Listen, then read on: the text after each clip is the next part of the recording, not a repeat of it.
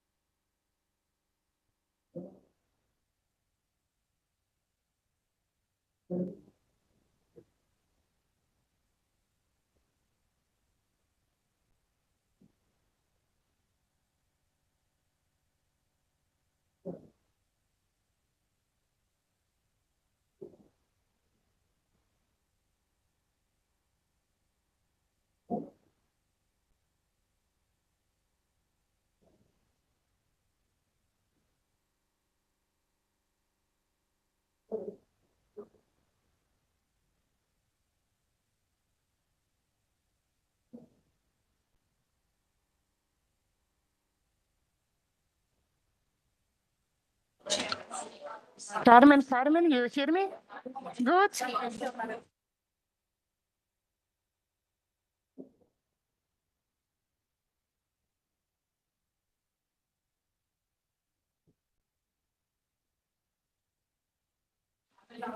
If it's changing on the live as well.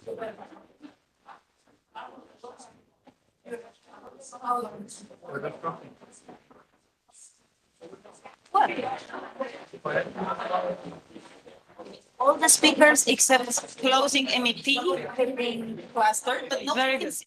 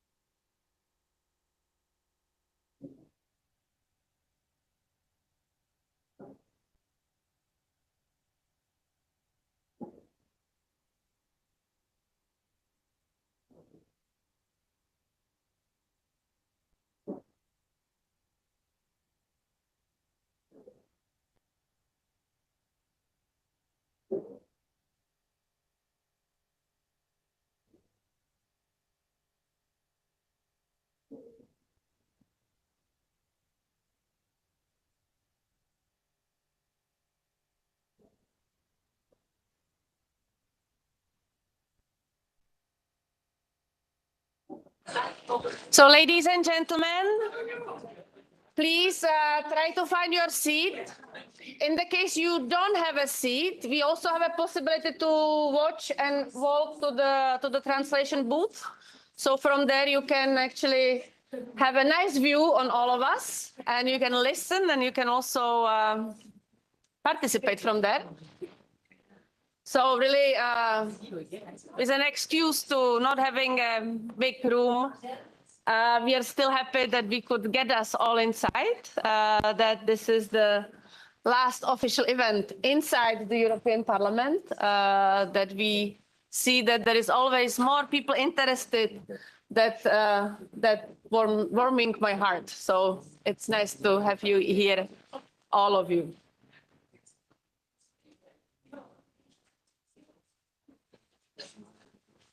I would ask the dear panelists to find their place, please. Mila? Marcela? Where are they?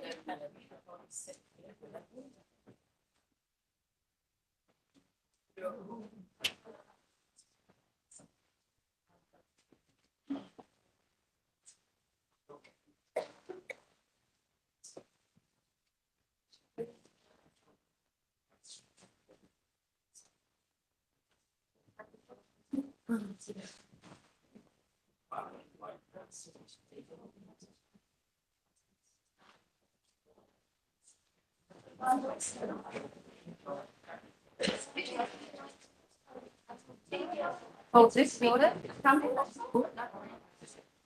Yes, yeah.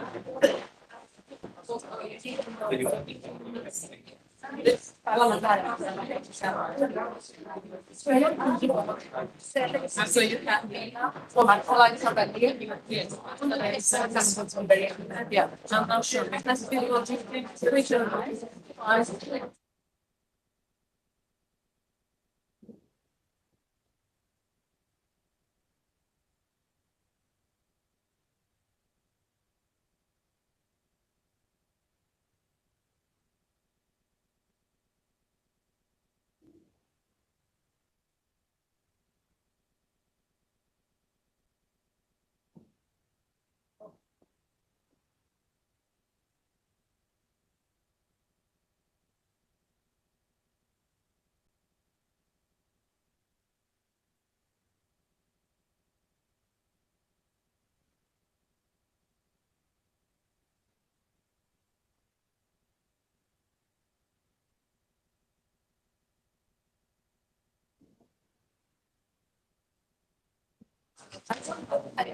Ladies and gentlemen, dear friends,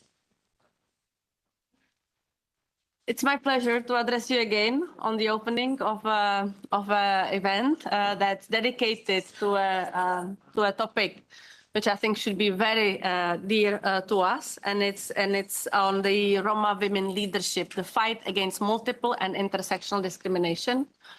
We will have amazing women here today who would share with us their stories, their struggles, but also their aspirations.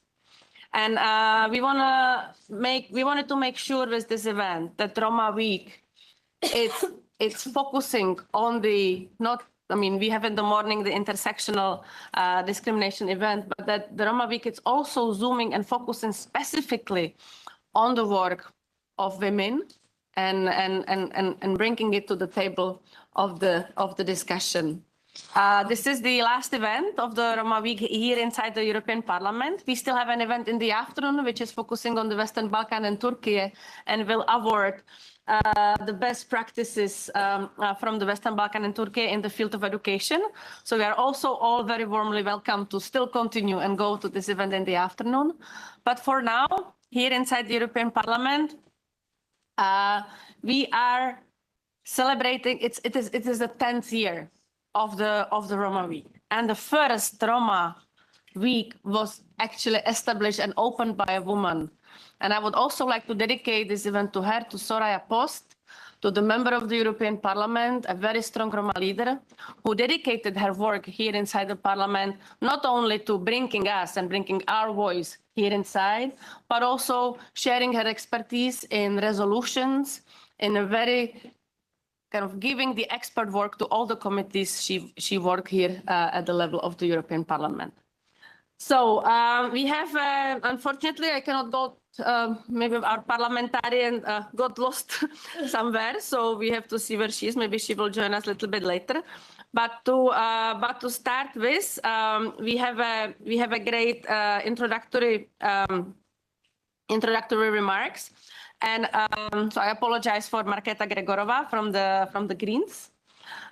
She is the member of the parliament from the Czech Republic. And I would give a floor to Marcela Adamova. She's a team leader from the Anti-Racism and Roma Coordination Unit of the DG Justice. And again, I would say it's amazing that a Roma woman is actually a team leader within the European institution, and she's leading our agenda there and her team. So thank you very much for being here with us, Marcela, and please, the floor is yours. The only thing, everybody who wants to speak, always make sure that you press the mic, because that's how the camera is turning to you, and there will be, then you will be on the online streaming. Marcela, please. Yeah, thank you very much.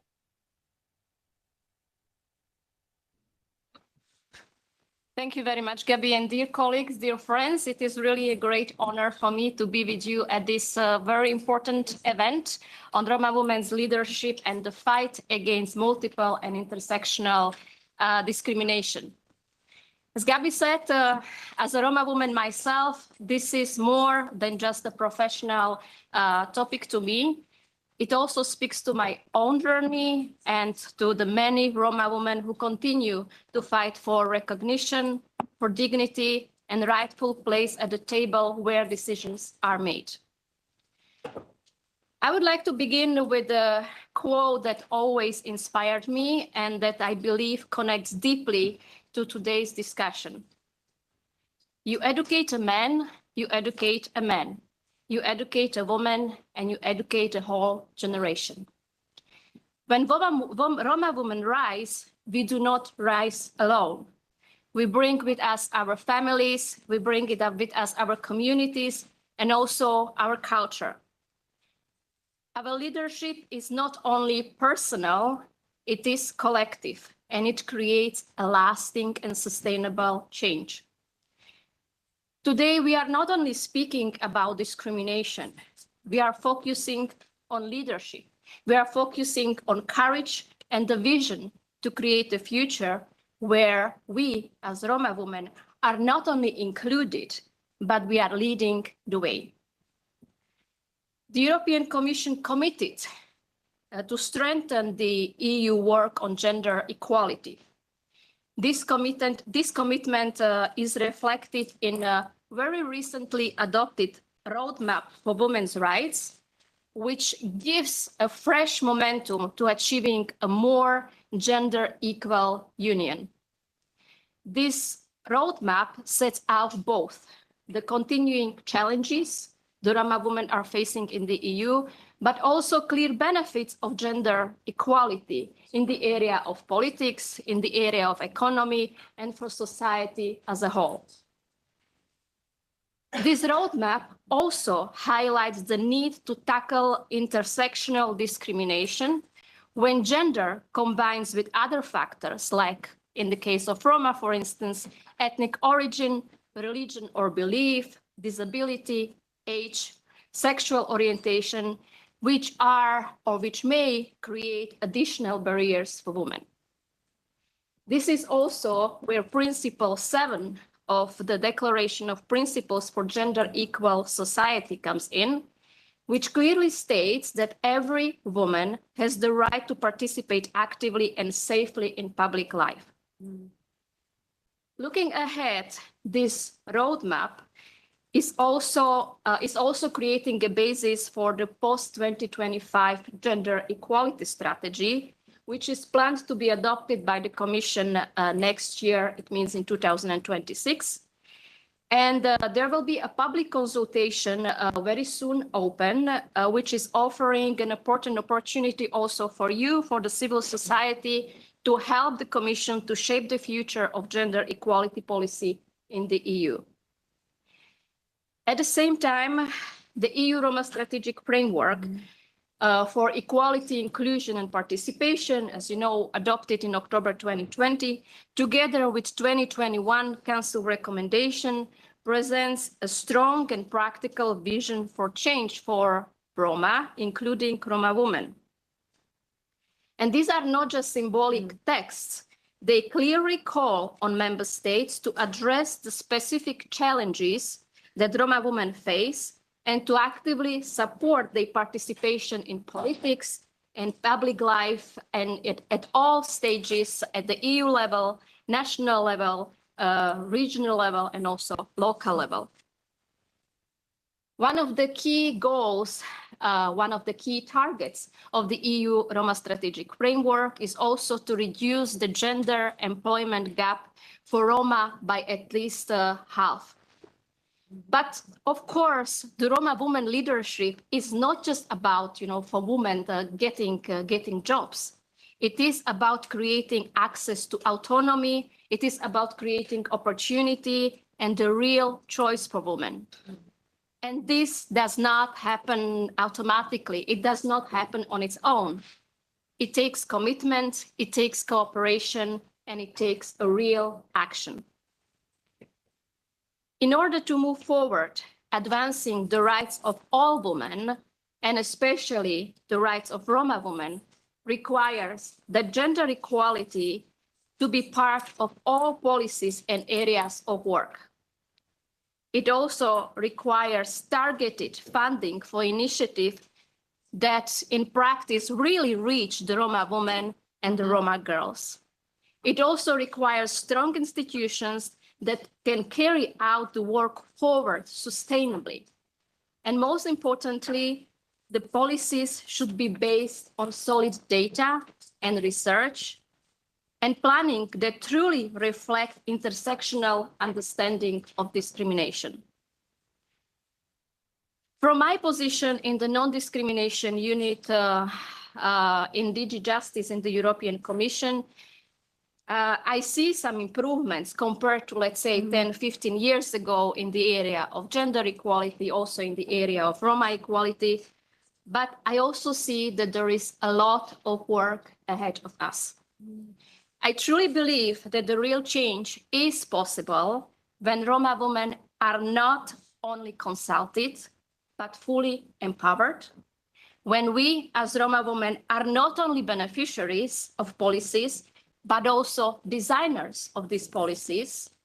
When we Roma women are visible in the leadership, in the statistics, in the public debates, and when we are valued. So today, I want to speak directly to every woman, and particularly to every Roma woman who might be listening here, but maybe also online. Your voice matters, your experience matters, your leadership matters. You belong to every room where decisions are made, not as an exception, but as a rule. So let this event be a momentum of shared strength and also a reminder that we Roma women are not alone, that we are visible and that we are many. Thank you very much for your attention, and I wish you and wish us a good discussion. Thank you.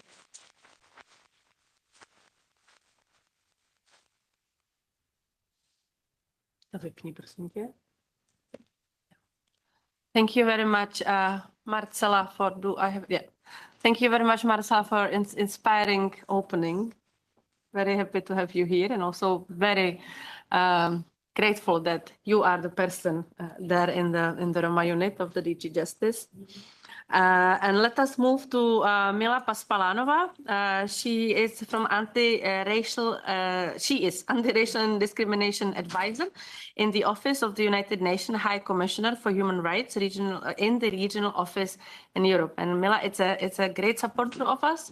She's standing for Roma, but also for Roma women every time she can. So please, Mila, the floor is yours. Thank you. Thank you very much. Can you hear me? And for the translators, is good? We don't have that. Ah, yeah? No? No, no translation. No? You can just move so you can see yourself on the camera. Ah, okay. Should I see take this? online? Okay, for the colleagues to see us online. Yes.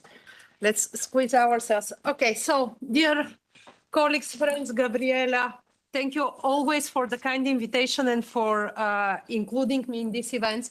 For those with whom we haven't met, I just wanted to make a very brief introduction that the post of anti-racial discrimination advisor with the United Nations Office of the High Commissioner for Human Rights was created very recently to cover field levels and regions. Before this, the work on anti-racism was mainly carried out from our headquarters in Geneva. So it's only after the George Floyd case that states agree that, in fact, we need to start covering the work on anti-racism from beyond our offices in Geneva only. So I was deployed here after serving from more than 17 years in Mexico and Latin America on very similar topics, very much focused also on human rights indicators, policy making, civil society strengthening, etc.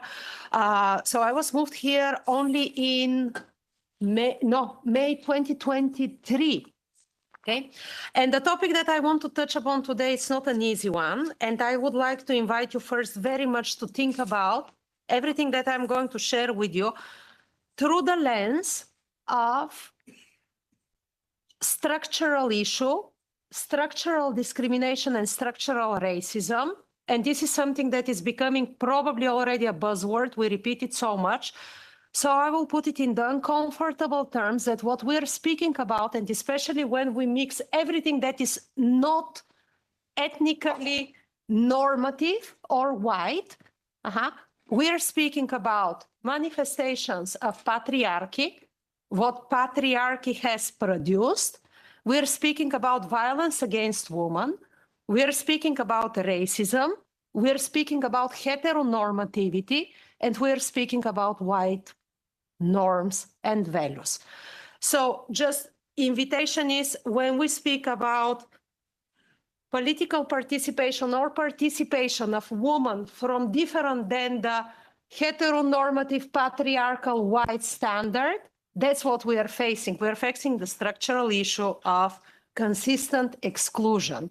Okay, so being from different ethnic group is already an obstacle for the implementation of our human rights. Being a woman is an obstacle for the implementation of our human rights.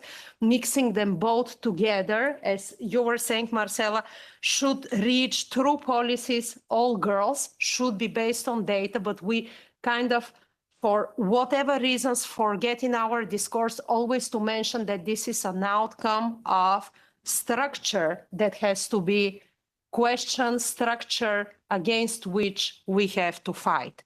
Okay, and this is the uncomfortable topic. The second issue that I wanted really to highlight and invite you to keep on considering is that we should not lower our standards about what we can achieve and about what the level of implementation of our human rights should be. We are very often lowering our standards, and I'm very saddened to hear this in the space of anti-Black racism, the fight for Roma rights movement, in the anti-Semitism movement, in the anti-Muslim hatred movement. Very often the discouragement of making reference to international human rights standards and norms because those don't work. If we step back from international human rights standards, recognizing that those have not been fully implemented, then we don't have any more basis on which to walk.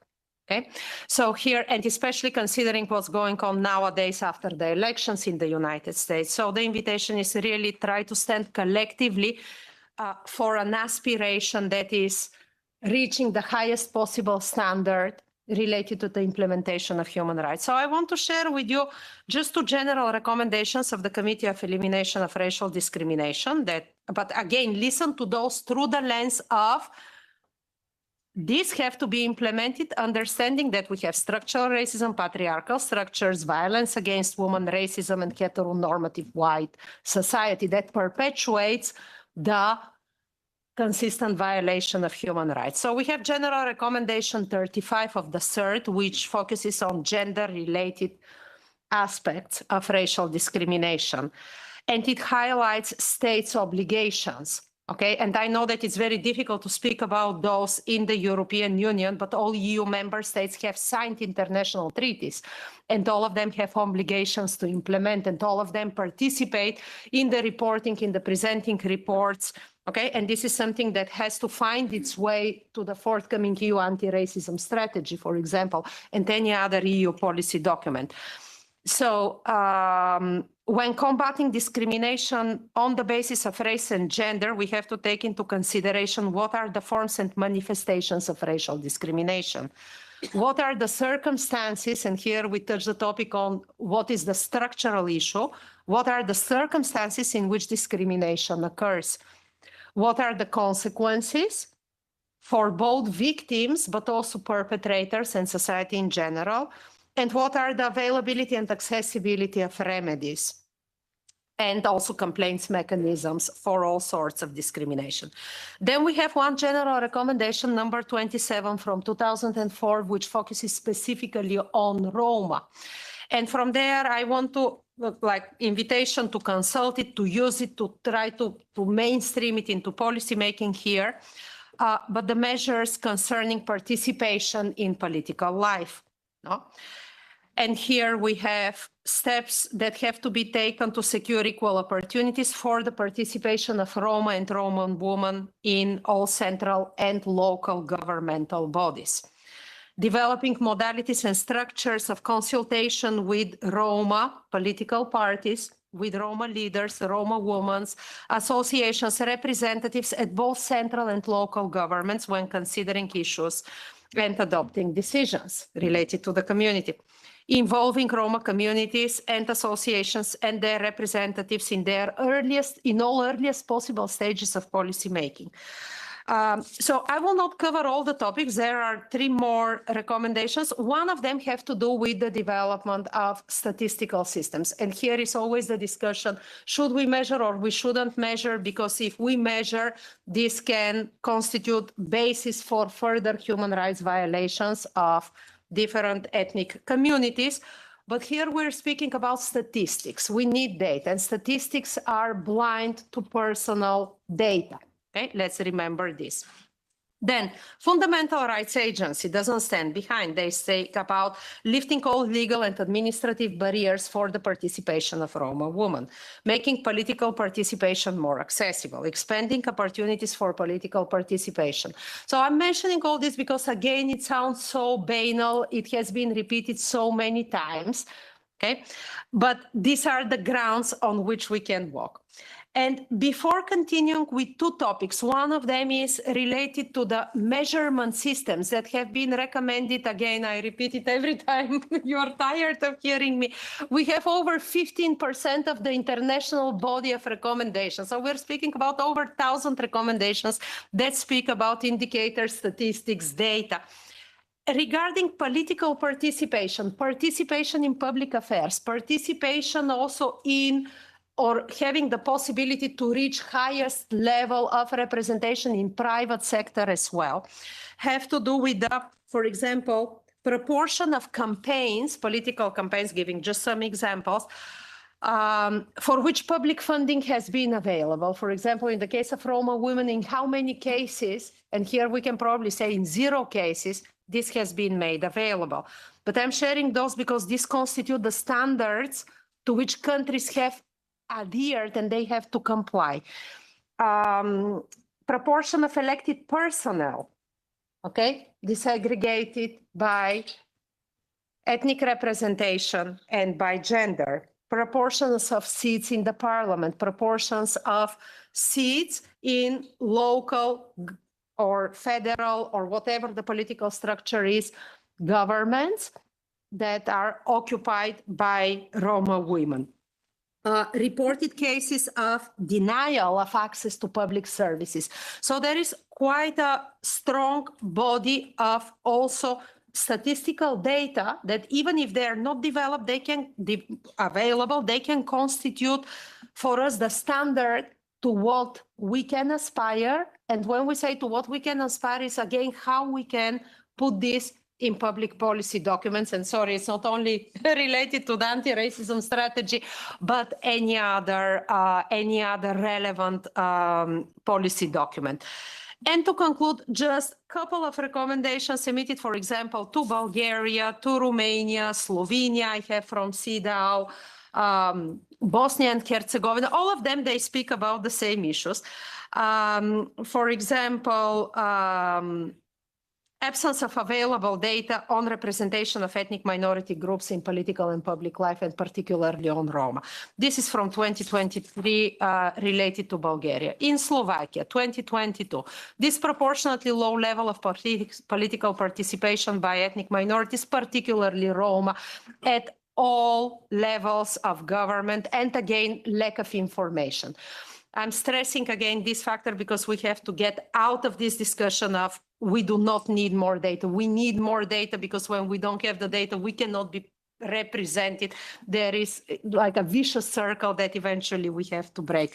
Slovenia, the same story. From the very few available data, we see again that women, and not to speak about Roma woman participation, is extremely limited. It doesn't even reach the standard of 35% of participation.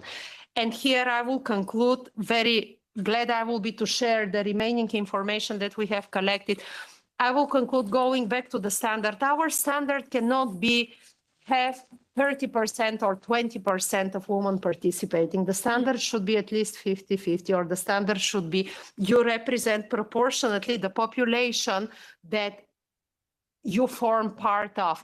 And this reminds me also of the quite interesting standards that we have when we speak about eradicating violence and femicides, violence against women and femicides. In many governments, you see that the goal is, or the target is, to have only 30% of the female population assassinated. This cannot be the standard. The standard and the goal should be zero. The standard and the goal on participation, as adopted as international commitment of the state, should be whatever the representation of the population is, or at least 50%. So open to receive also your questions, remarks, and thank you again for having me here.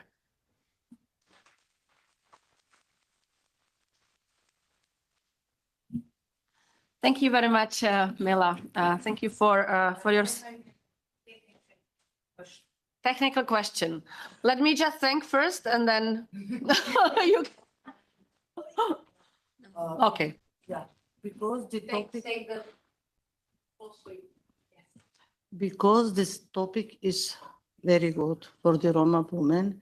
We have no translation, not for Roma, not Macedonia. We can all understand for this what speak here. This is problem for us.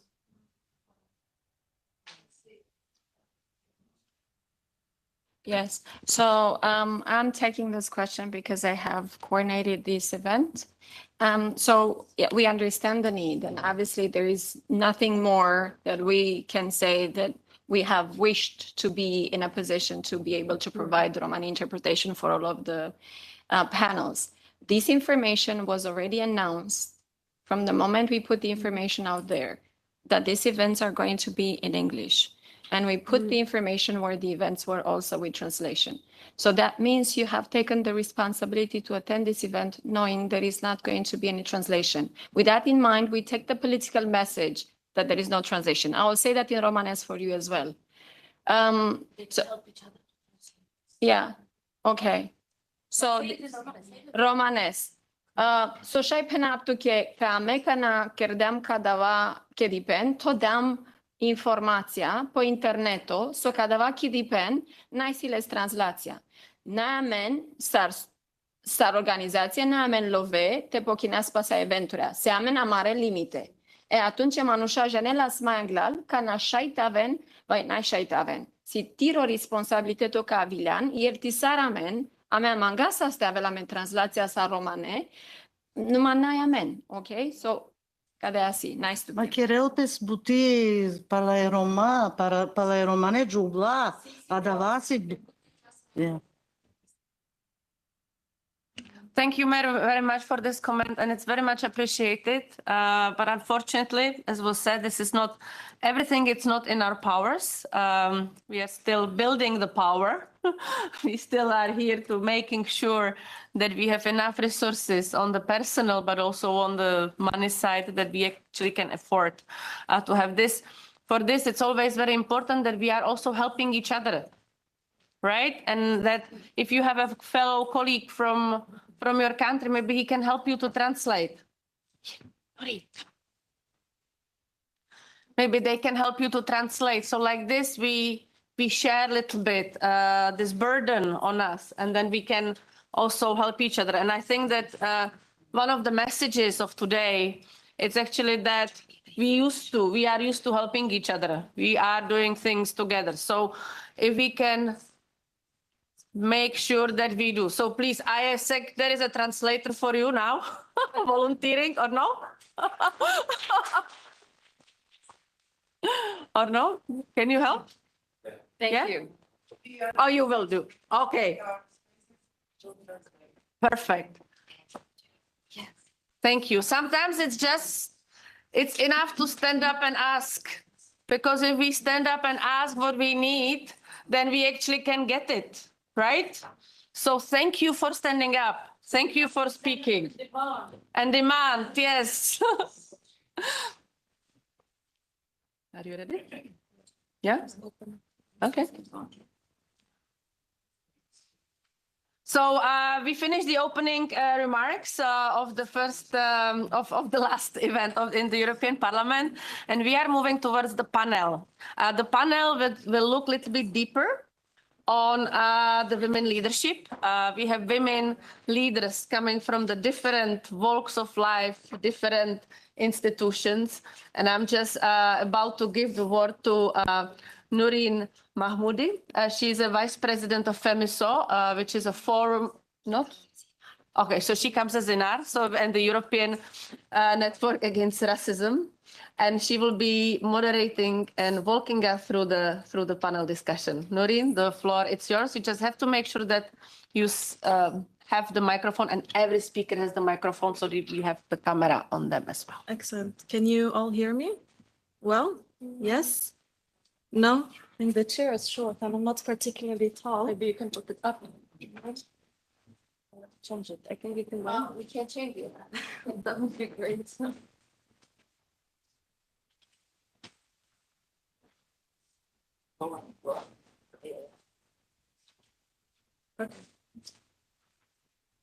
Thank you very much. Thank you for the invitation. Thank you for asking me to moderate this panel. My name is Nourhene Mahmoudi. Indeed, I am also part of FEMYSO, which is a form of European Muslim youth and student organizations, but I'm also a policy and advocacy advisor at the European Network Against Racism, and I have the pleasure to moderate this panel. And the title of this panel is Romani Women in Politics, Roma Women's Leadership and the Fight Against Multiple and Intersectional Discrimination. So today's conversation is not only timely, but it's also very important and it's very necessary. As many of you know, women remain underrepresented in politics globally, and that disparity is even more severe with women from racialized groups and marginalized communities. Romani women in particular sit at the intersection of gender, ethnicity, and socioeconomic exclusion, resulting in what we call multiple and intersectional discrimination. In fact, in the last European Parliament elections in 2024, not a single Roma MEP was elected for the first time since 1985. And this erasure from politics sends really a powerful and disturbing message.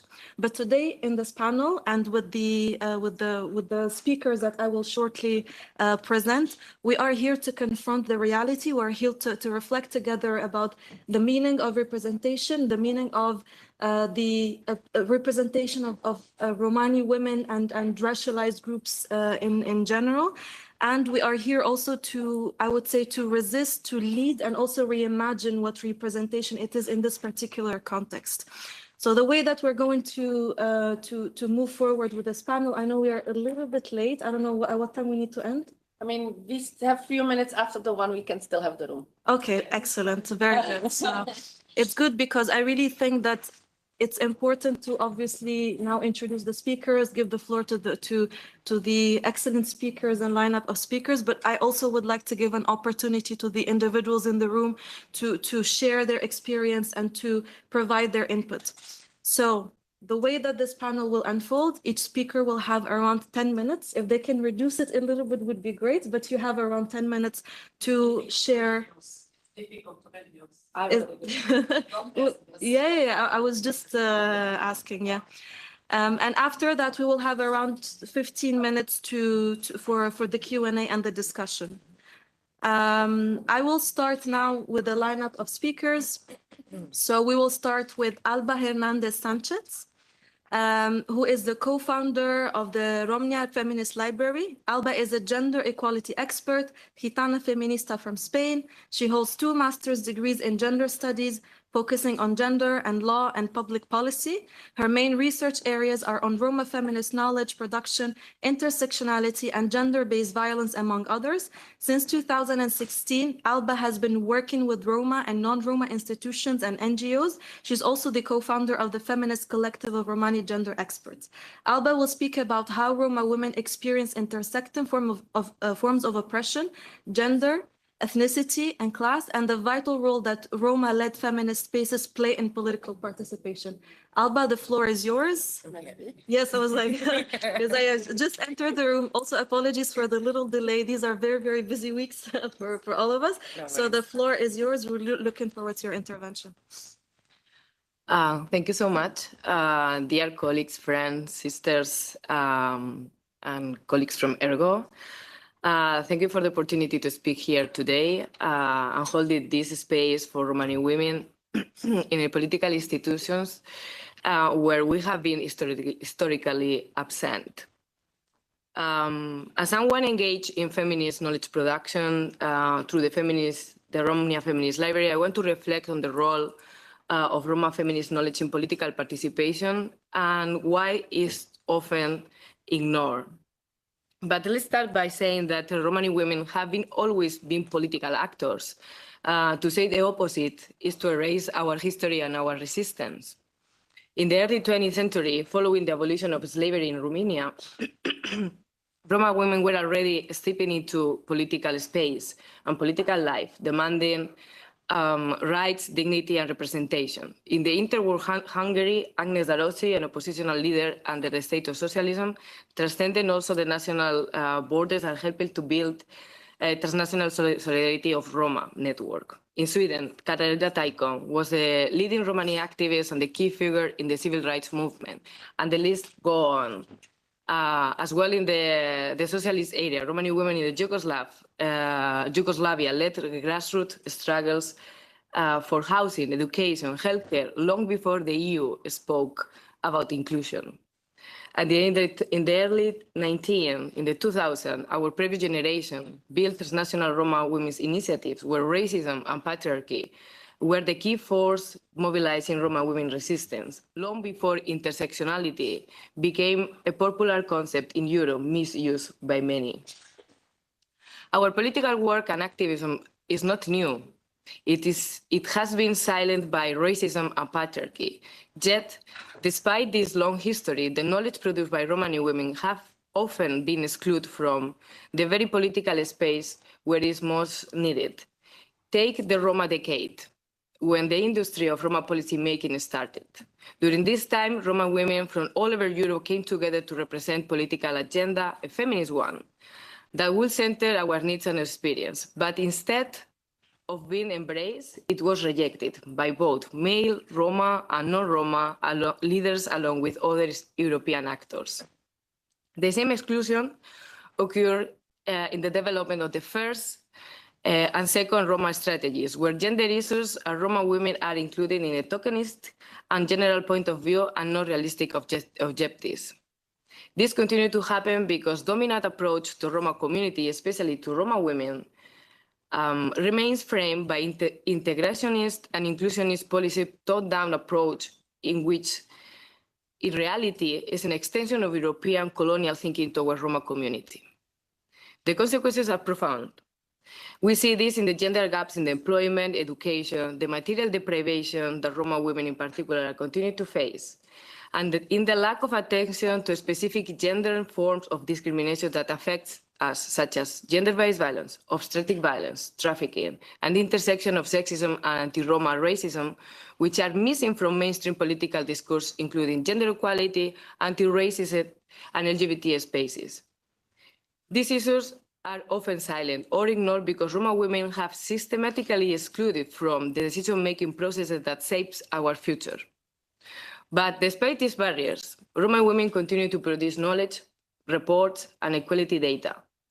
As we highlight through our work with the Roma Feminist Library, archiving Roma women's knowledge production is a political act to resist the erase of our knowledge, experiences, and expertise, while fighting against racism, patriarchy, and colonialism.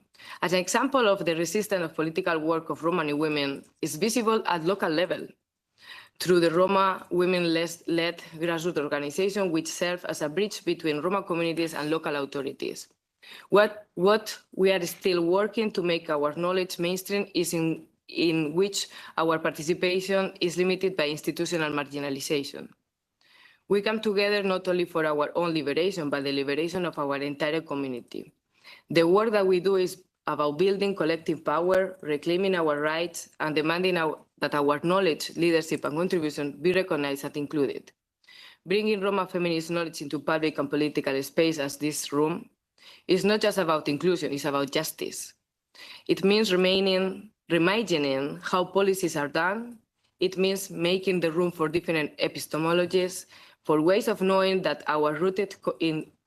we are rooted in community, resistance, and self-representation, where Roma women and other racialized women are part of the design, implementation, and evaluation of processes at European and national level.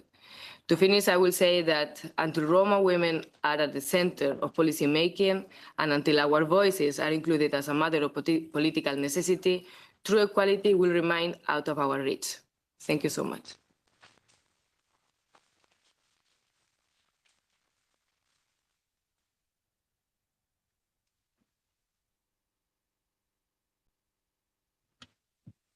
Thank you very much, Alba, for your first bold statement. I have follow-up questions, but I prefer to give the floor to the other speakers, and then maybe we can, if we have time, we can do a first round of follow-up questions.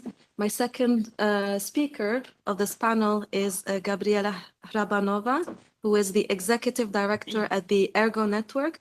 Gabriela is a leading Romani human rights activist in Europe with extensive experience in protecting, promoting, and advocating for Roma rights in government and civil society positions on national and European levels.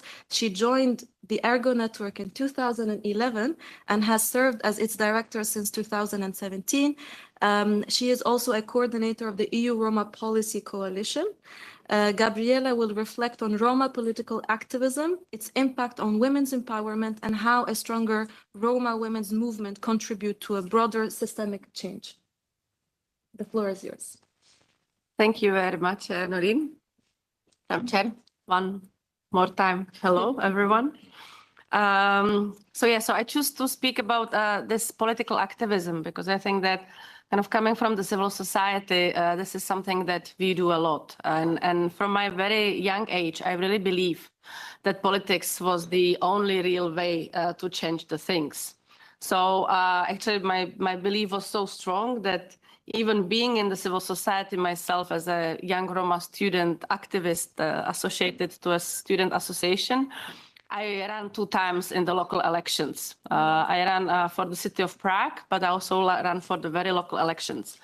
And I didn't do it for my visibility. I just did it because I was really believing that I can shape the policies on the local level and not just reacting to them.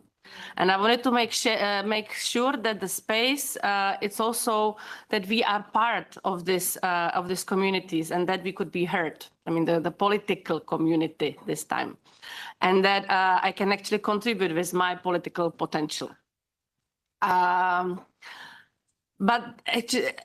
actually, on very early of this journey, I was already labeled as a Roma candidate. So although I did some party efforts, I was really trying to make sure that I contribute to the whole party work. I was invited only to those events where there were Roma. So where I was associated only with the Roma and the social issues. And it became very clear that there was not so much space for this political mainstream. And although my ideas were valid, I was not seen universal. I was really seen as this Roma candidate. And I think on the one hand, it's good. We need to have Roma candidates to talk to Roma, but also with these youth aspirations that I have, I wanted to do like more. And I realized that maybe this is not the right space for me.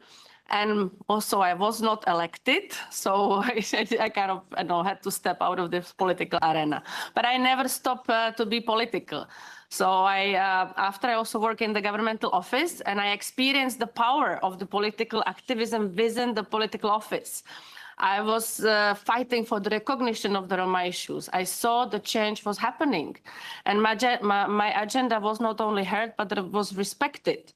And I was working under the Minister of Minister of Human Rights, and I was leading the agenda for the whole Czech Republic, for the whole country level, being responsible for the conceptual but also strategical work, coordinating the Roma coordinators and engaging with the Roma civil society across the country. And back then I even did more. I kind of reached out to the European Union when we had the EU Roma presidency. I managed the Czech Republic proposed the 10 common basic principles for the Roma inclusion, which are the basis today for the Roma strategy. I organized the first EU Roma platform in Prague during the Czech presidency. So practically also these big things that are happening here in Brussels, I mean, because there was someone, and I was not alone. Of course, I was not alone, and I would never be alone in this work. But I kind of managed to put people together, to organize us, to kind of get us around our table, around one table, and to discuss this way forward. And still, how many Roma women have this opportunity to hold this kind of influence? And in many cases, when we are starting this activist work, it's not that. When I started this activist work, it's very often when I was very young, I was not invited to the meetings, right? Because many of those meetings were traditionally attended by men. And it was also difficult for me, particularly because I'm half Roma, I was very young, I was not married, I didn't have children, right? And yet I lead. And I gave strategic advices, and I still stayed focused on the long-term goals, and it became understandable also by the others, and especially by those traditional men, that there is a place for me and for other young Roma men and women who could join the fight with us. And I found my way, despite the unspoken rules, and I believe that actually this is worth it. So what I learned over the time, that women are leading differently. That women, when a woman, it's rooted in her power, in a women energy. She leads through sharing, cooperation, and care, and we don't compete in the same way. No, we co-create, and they are also. They're also facts, right? The UN Women are quoting that when more women are in politics, the entire society benefits. When women prioritize health, education, peace building, they cooperate across party lines and bring marginalized voices to the table. Or women's leadership is fundamentally transformational. It moves beyond dominance and into the connections. And we need more women leaders because we do things differently. And that this difference is urgently needed in the world today. And in ERGO network, you can say that you can see that we really support creating of the coalitions. We build events in the equal partnership. We are making sure that women are taking their equal share in co-creating the future. And as a Roma woman, we carry the weight of multiple intersectional discrimination. We're talking about it here, but we also carry power. And the power of lived experience, of resilience, of a vision.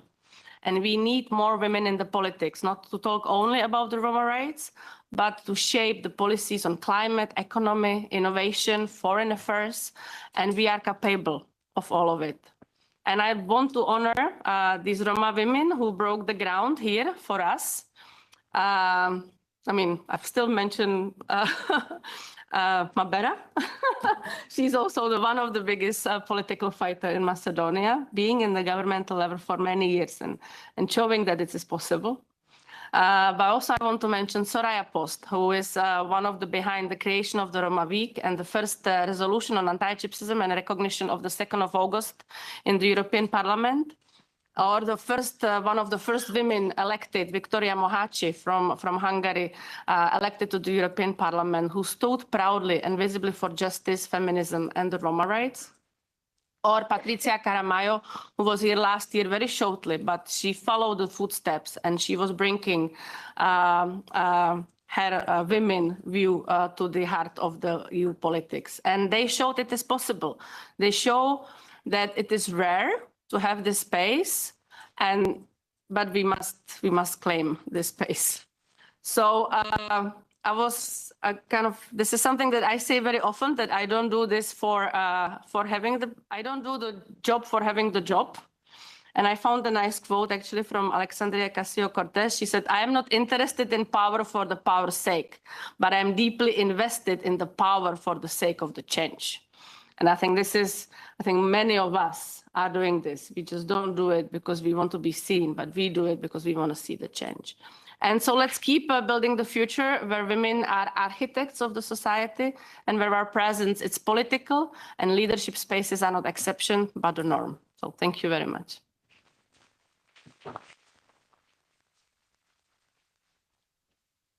Thank you very much, Gabriela, for your intervention. Powerful yet concise intervention.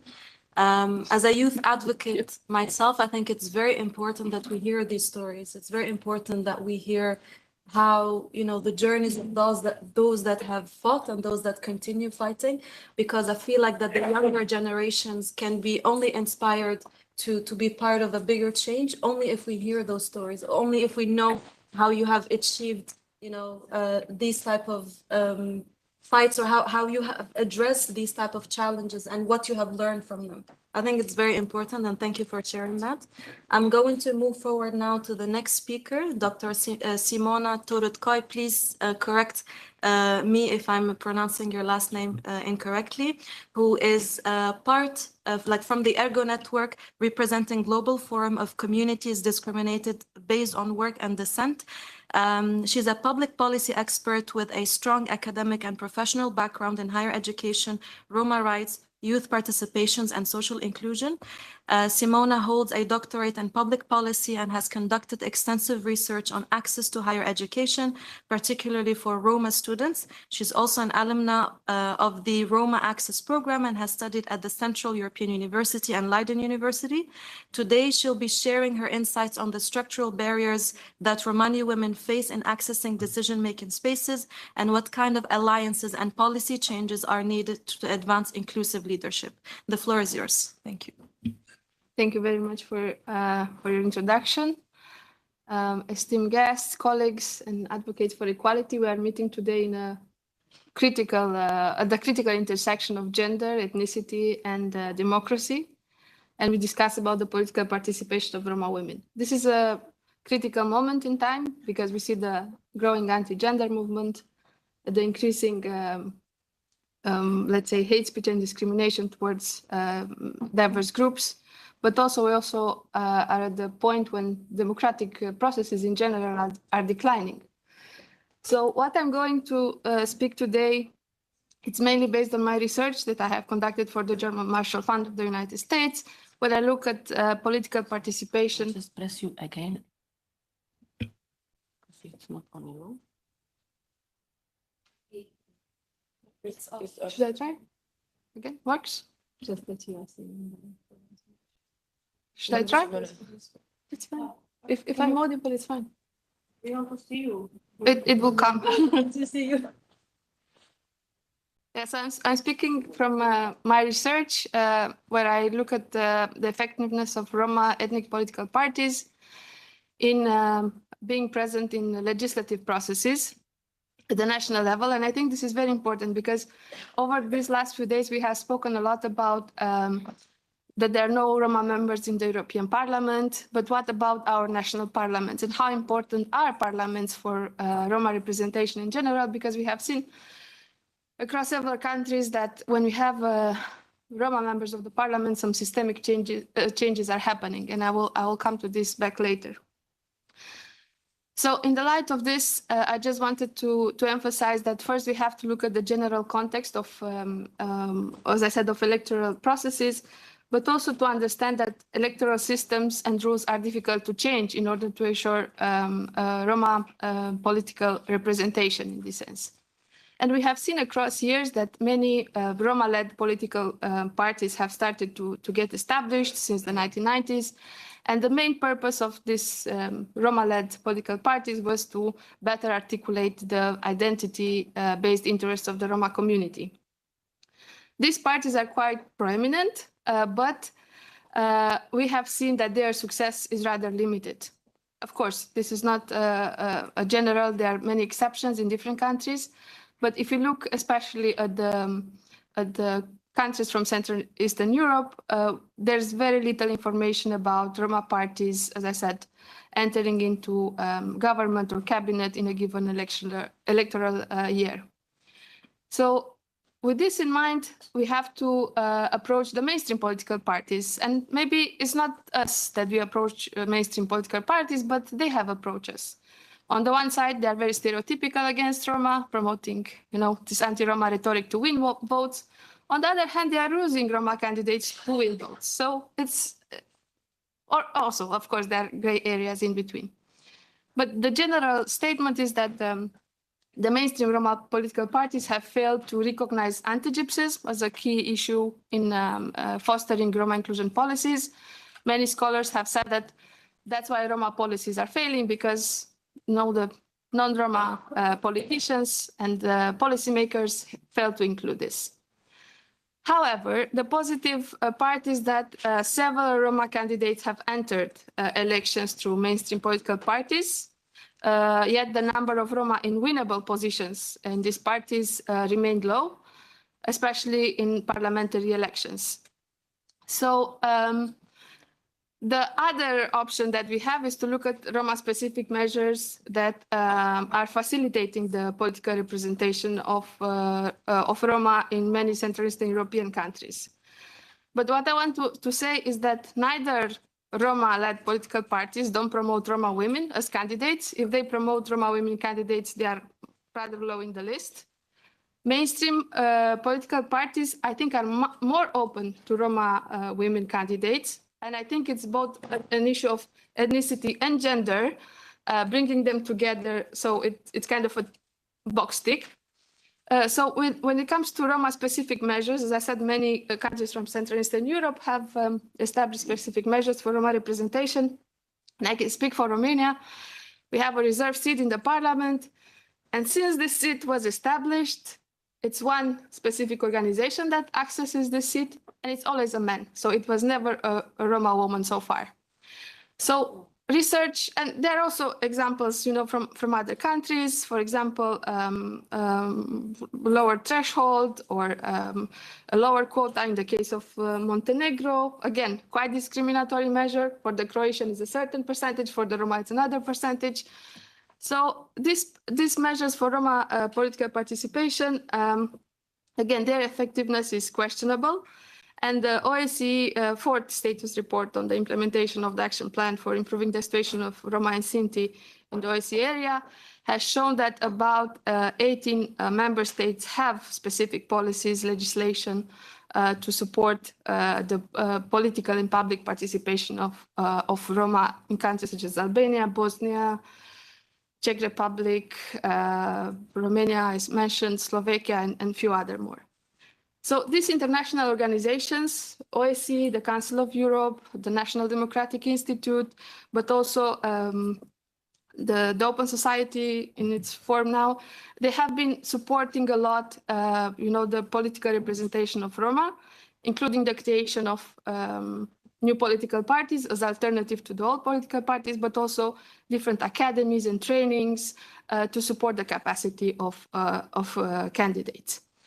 When it comes to the numbers, we see that, as I said, there are a few Roma who have got a seat in the parliament, but we see that when we have Roma in the parliament, they can have significant impact when it comes to the legislative initiatives. So I think Spain, over the last years, when they had 4 members of the parliament, including 2 Roma women, and we heard a bit yesterday from Ismail, they succeeded to have substantial anti-Gypsist laws, including in the penal code and so on. But also in Romania, we saw that the Roma member of the parliament also passed a specific Roma anti-Gypsist legislation. But all of these Roma candidates were part of mainstream political parties. What's a good practice, and I see a lot of representatives from Macedonia, is that indeed, Macedonia, it's a good example when it comes to Roma women being part of the legislature. But unluckily, unsuccessfully, in the last elections, the only Roma women candidate also went through a mainstream political party, but she didn't got a seat. What we see nowadays is that, indeed, the presence of Roma women or of women in general, can bring some changes. And I'm just wondering whether, the presence of Roma women would bring some changes both for gender equality, but also for women equality. And there is hope. There is a young Albanian Roma woman with us these days in the Roma Week, and she's candidating for the parliament elections. And I'm really supporting her, and I hope we can also mobilize to support her in some way, because I think this would also be a historical moment to say so, that a young Roma woman, Ina Majko, she's candidating for the parliament. So political representation of women is not only about numbers, but it's about ensuring that policies address systemic issues such as poverty, discrimination, exclusion. And of course, without the voice of Roma women, not much will happen. There are specific recommendations that I would like to address. Am I okay with time? Yes. Okay. So first of all, we saw that many countries have introduced mandatory gender quotas. Yeah, Romania, for example, in certain political parties are required to have a gender quota. Now the question is, are these quota aware that there is a diversity of women? Are we going to have women with disabilities, Roma women, all sorts of women, or not? Or we are going to have again the dominant white women present there?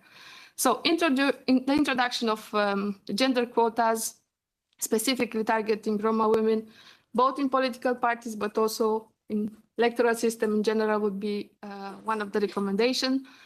The second one is the creation of specific mentorship programs, trying to match experienced female politicians, even if they are from the mainstream, with Roma women, just to prepare them to navigate these political landscapes, which might be very difficult even for men in general. And the third one, to encourage political parties to have internal quotas for Roma representation, and also to establish the so-called Roma wings of the political parties, just to ensure their active participation. Legislation of quota, as I said, might be difficult, but that would ensure that some sort of a minimum representation of Roma women in national and local bodies will be assured. We will continue the discussion and we will continue to highlight the systemic injustices that Roma women endure. But we need to keep calling on governments, on international partners, on donors to move away from commitments and from discourses to real action. And Roma women, I think, have waited too long. I'm a young Roma woman. I might be interested in politics at one point, but we are not waiting anymore. And we don't wait for charity. We don't wait for gestures. We wait. What we want justice, visibility, and most importantly, structural change that will happen only through specific policies. Thank you.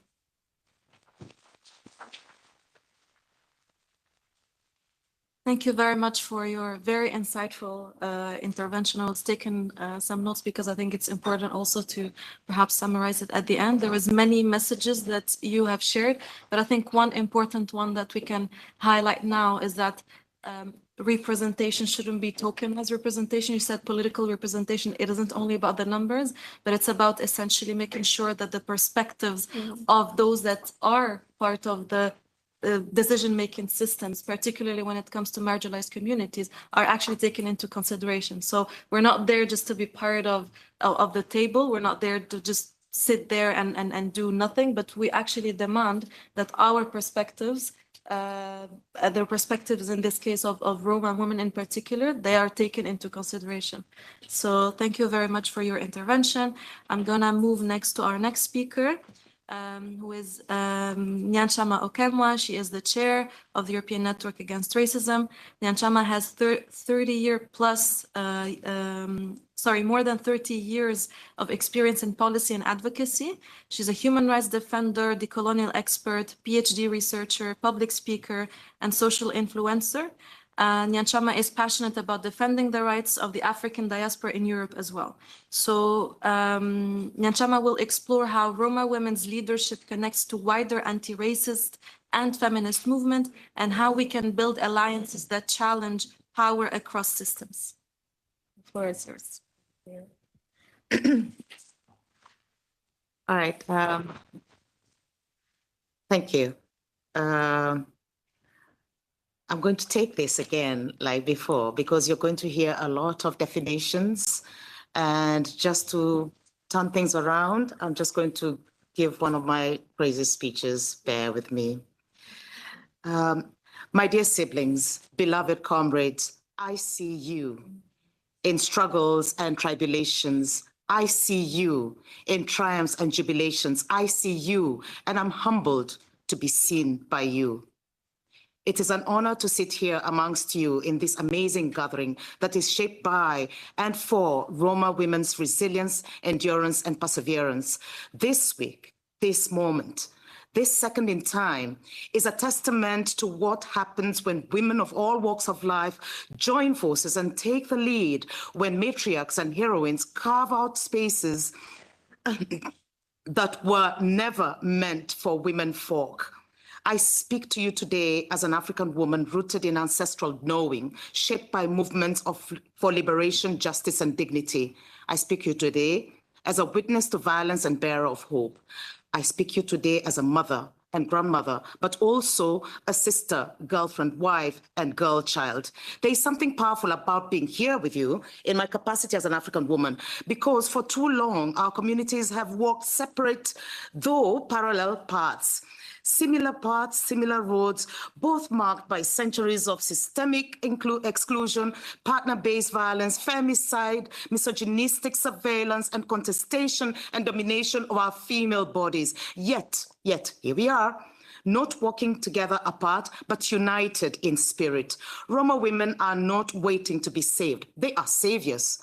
African women are not waiting to be unshackled. They are liberated.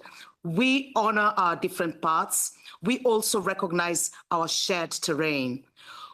And we are wise enough to know that while our enemies wear different masks, they serve the same masters: dehumanization, exploitation, distortion of what's rightfully ours. That's why our womanhood is bound together. The same systems that seek to silence Roma women, Those that banish them from political life, from healthcare, from education, from dignity, are the same ones that tell African women that they are too angry, too loud, too exotic, too weak, too radical to be trusted, too docile to lead, too wild to be tamed, and too fickle to thrive. And yet we are survivors, and yet we are leaders. With or without recognition of our agency, we raise families in the rubble of wars. We lead communities in the cracks of despair. We find joy amid genocidal strife. We seek solace in the squalor of survival by thriving, but thriving is not the exception. It must be the standard. Political strategies must no longer treat Roma women as afterthoughts or addendums in case studies, but as agents, authors, and visionaries of their future. For that to happen, policy must follow meaningful action. Power must follow equitable distribution. We need structural commitments to end the exclusionary practices, old and new, that still treat entire communities as disposable collateral damage. We need incontrovertible rights to protest crime, to speak for the downtrodden, to seek refuge from oppression, to live in human dignity, especially when those rights are under attack by unwarranted stereotypes. This is no time for timid solutions. The forces we face, fascist, patriarchal, supremacist, do not stop at one cluster of exclusion. They come for all of us, especially those they believe are the most vulnerable, voiceless, and defenseless. That is why we must move, shift the paradigm from allyship to peership. We must move, forge a comradeship that's built on fierce, principled, intersectional solidarity. And by solidarity, I don't mean slogans. I mean standing firm when it's inconvenient. I mean naming violence, even when it comes dressed in law, policy, or border control. I mean refusing to look away when injustice is in Brussels, or in Bethlehem, or in Budapest, or in Kinshasa. This is the spirit behind INA's joint statement in response to the EU's new anti-racism strategy, a call from over 45 organizations to reimagine racial justice in Europe. Across Europe, racial justice is not abstract, it's daily in policing of Black and Roma lives, in the systemic exclusion of migrants and refugees, in the rising tide of Islamophobia and anti-Semitism, in the entrenched barriers keeping racialized communities from housing, healthcare, education, and employment. These are not isolated issues. These are woven into the fabric of our institution, our policies, and our narratives. But we are not here to recite a list of injustices. We are here to change them, to reimagine it. To reimagine racial justice is to move beyond what is and envision what could be. It is to dismantle exclusion at its roots. It is to transform who belongs, whose voice matters, and who has access to dignity, opportunity, and security. It is to rebuild, repair, and restore a Europe where equity is not an afterthought, but a guiding principle. It is to confront our shared history, not as a distant past, but as a living legacy, shaping our present and determining our future. We do this by centering silenced voices, by making policies and institutions reflect the identity of people, by holding power accountable, not just in crisis, but every day. Tomorrow, we continue our journey of changing narratives. But today, we remember why we are here, not just as activists or advocates, but as people who believe in a better world and are ready to build this. Let this closing panel be more than a conclusion. Let it be a commitment to show up, to speak up, to be a beacon of hope and a harbinger of change. Let it count today, tomorrow, and every day, because the Europe we want, the Europe we need, the Europe we imagine is not something we want to wait for. It is something we are already creating. Justice means restorative action. Equity means restitutive accountability. I've heard all this being said. Diversity means intersectional belonging. Human dignity means investing in a future we all deserve. We must place racial justice front and center, invest in care, not punishment, protect human dignity, protect livelihoods, protect memories, protect legacies, not just in words, but in action. And let me say this very, very clearly. We are not asking for favors. We are demanding what is already ours. Do I continue if my time finished? Yeah. So with all due respect, I'm just finishing the last paragraph. With all due respect to our menfolk, women have been nurturing the fruits of their loins for generations. It is time the system caught up with the strength of a woman. Roma women are not waiting to be saved. They are saviors. African women are not, where have I read that? I've read that. Yeah, I've read that. Excuse me, I'm lost. My eyes are not good. Yeah, no. I've read that, I've lost it. Okay. Yeah, I've read that. Okay, yeah.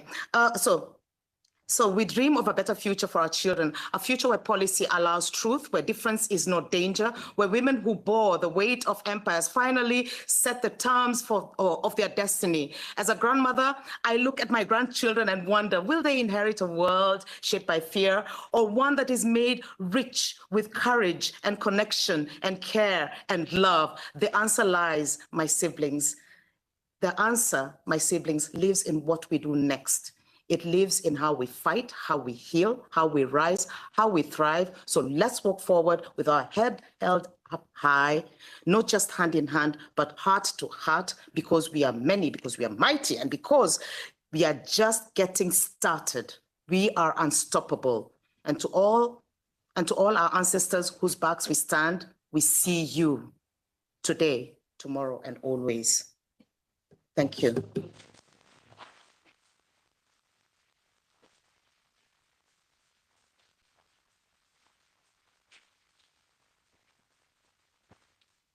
Thank you very much, Nyanchama, for this powerful speech, as always. And I think one takeaway is that this is no time for timid solutions.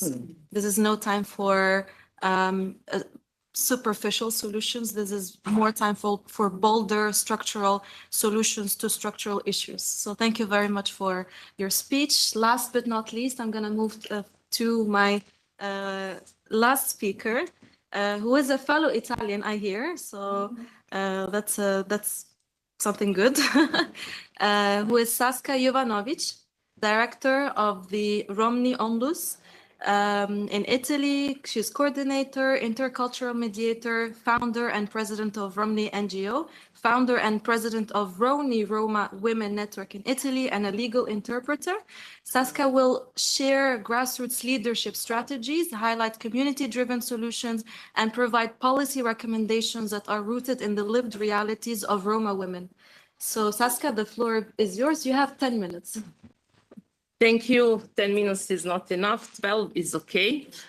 Maybe I will be a little bit longer, but I bring you very beautiful presentation with beautiful Roma photo from our culture. And I hope that it will be help you, to listen me. 12 minutes. And I will tell, to change the new slide. I don't know. Okay. Thank you. Good morning, everyone. It's both a pleasure and honor for me to be here today in front of you to share the experience gained over many years of work by the Association Romnja and Rovni, and to reflect together on the theme of grassroots leadership and community-led solution for the empowerment of Roma women. This is a topic that deeply touches not only our daily work, but also our core values of justice, equity, and participation. New slide. The empowerment of Roma women is not an abstract process, but a concrete journey built day by day in the communities through dialogue, listening, and above all, the direct involvement of the women themselves.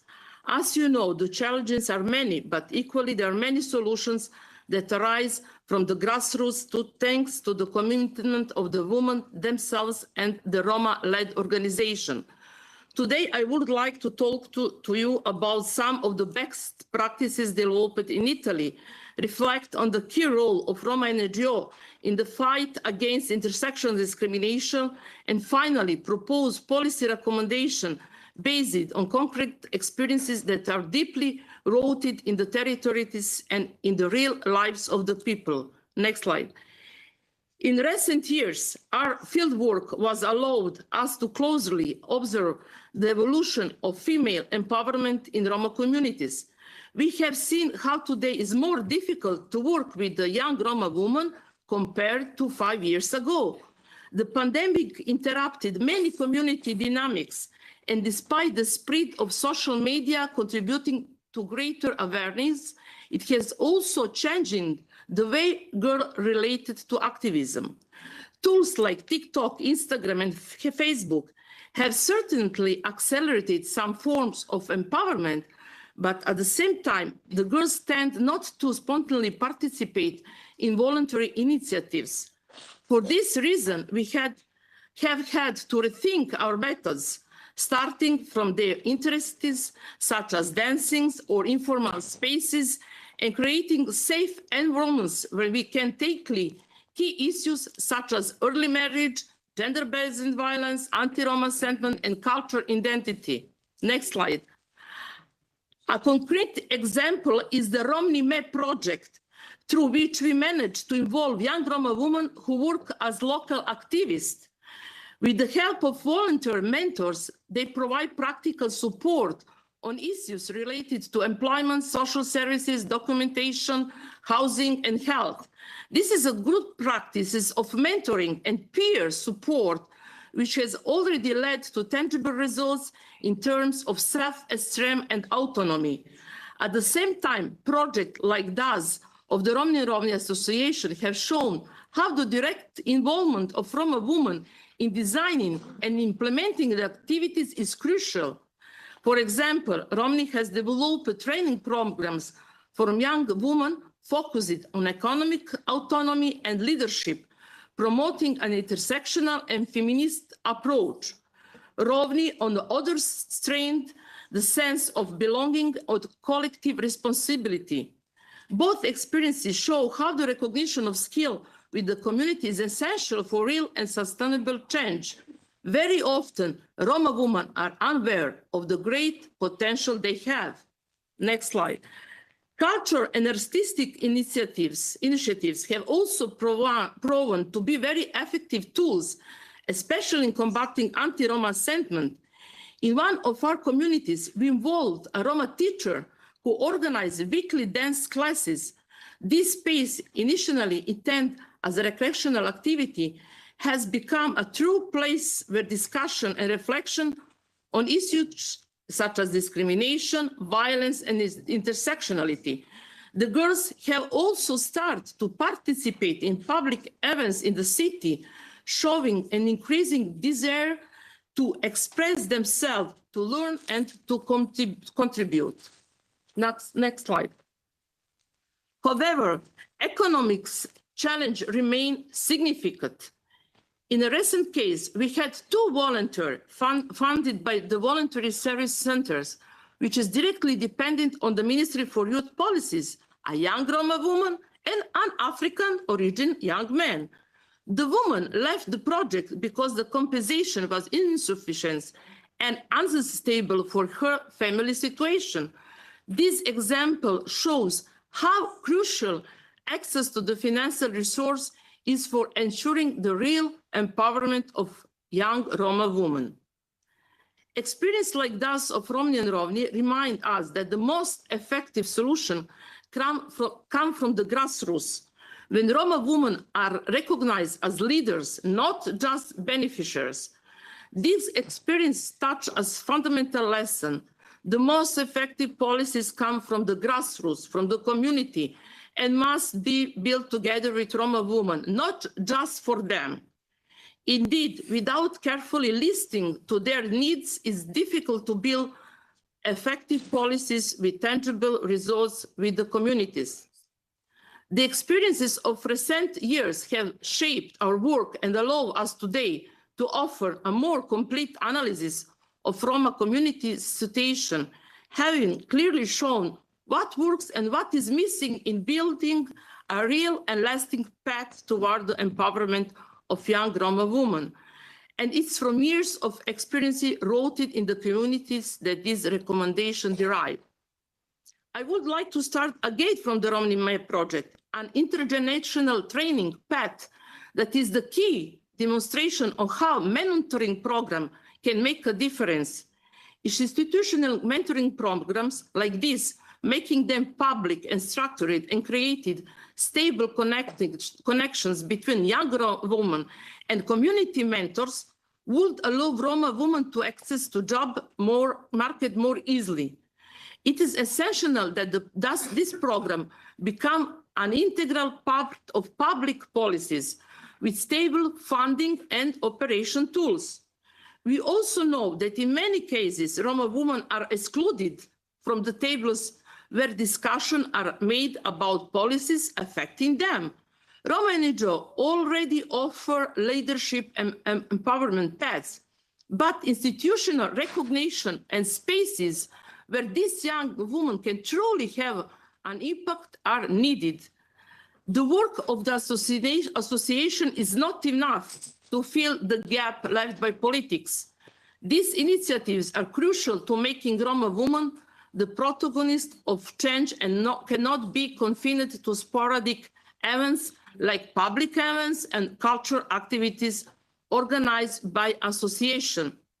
What has been said so far must, however, be accompanied by investment in education and training, scholarship, orientation program, and vocational training paths must be developed in targeted way, especially in most marginal areas, to strengthen the autonomy and self-esteem of young Roma women. Without a guarantee of access to training, talking about empowerment risks remaining an empty promise. New slide. Good training also guarantees better access to the job market, but is most necessarily be supported by target employment strategies that also value the culture, social, and care work performed by Roma women. The promotion of Roma women's internship, ethical microcredit, and practical training programs must be funded in a structural way, not episodically. A real investment is needed in the project for female internship, employment inclusion, and the valorization of cultural skills. Roma NGO, including Romnja, are already working in this direction, but without adequate funding, their impact remains limited. New slide. Association can play a fundamental role in implementing the recommendation listed so far, serving as a bridge between institution and the community, ensuring that initiatives promoted by institutions have tangible outcomes. But they also ensure the promotion of these initiatives with the most marginalized communities where often, unfortunately, such initiatives often remain unknown. Yet associations which represent essential social infrastructure are not guaranteed any stable funding. Without structural funds, not just project-based ones, it's difficult to ensure the continuity of this valuable work, and even the best project risks disappearing. If we truly want change, we must invest in the realities that are already building the future. But all these recommendations cannot disregard one, perhaps the most important prerequisite for the realization of all others, combating anti-Roma sentiment. In general climate of uncertainty, the discrimination against various minorities is become more frequent and intense. This applies to all minorities, even thus more integrated, and consequently, it is harsher for those less integrated. In Italy, the Roma minority is the one that suffers the most attacks precisely because it's less integrated. These are verbal and physical attacks coming from individual citizens, but also from the world of journalism and politics, both online and offline. In Italy, anti-Roma sentiment is structural, and this is precisely why our action to counter it must be stronger than ever today. But above all, it must be carried out in an organic way at all levels and in all environments. New slide. It is necessary to adopt permanent awareness campaigns, provide mandatory training for the public sector professional and include anti-Roma sentiment among the priority of EU anti-discrimination policies. The experiences of Roma NGO, which often find themselves having to compensate for the lack of public interventions, must become shared knowledge and the basis for new policies. Today, I wanted to present to you not just an analysis, but the expression of living experience made up of relationship, mistakes, achievements, frustration, and hopes. We Roma women are not a problem to be solved, but an extraordinary resource for our society. But we need all the help necessary to be able to be that resource. As long as we remain confined to the margins of society, as long as we are forced to silence our origin to get a job, a mortgage, an apartment, to be accepted where we live, we cannot be resource. Working for the empowerment of Roma women does not just mean promoting individual rights, but opening collective space of freedom, justice, and social transformation. We will continue to do this every day in neighborhoods, schools, families, and cultural centers. But we need institutions, politics, and civil society to stand by us seriously and constantly. The last slide. Because real change, the kind that lasts, is built together. Okay.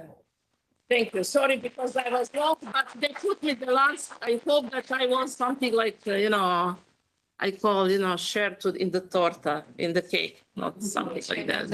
And the share. I hope that they put me organizer because of this. Thank you. Thank you very much, Saskia. Thank you very much to all the speakers. I feel like that everybody has benefited from your interventions. I would like now to open the floor because I know that there are some questions and some more interventions. Let's try to keep it short and concise, and please precise to who your question is so the speaker can know. And then, so can I see the hands? Yes. We have a lady there. So we have three. I'm going to take those three, and then I'm going to hand over to the organizers. So we can start with yourself. Hello to everyone. My name is Salia Bekir Halim. I'm a representative from a Roma Women's Rights Initiative from Shuto Rizari that is in North Macedonia. I am really glad that I'm here today with you. I was waiting the whole week to meet because I'm a feminist also, but I'm a Roma also. I would like kindly to ask you one question. This is good to address the needs of the Romani politics participation, but also we need some action. I will use all your inspiring stories and etc., because I'm working as a grassroots organization and I'm into the field in every moment with Romani women, and I'm hearing their voices, and I could not address today on this I must say meeting.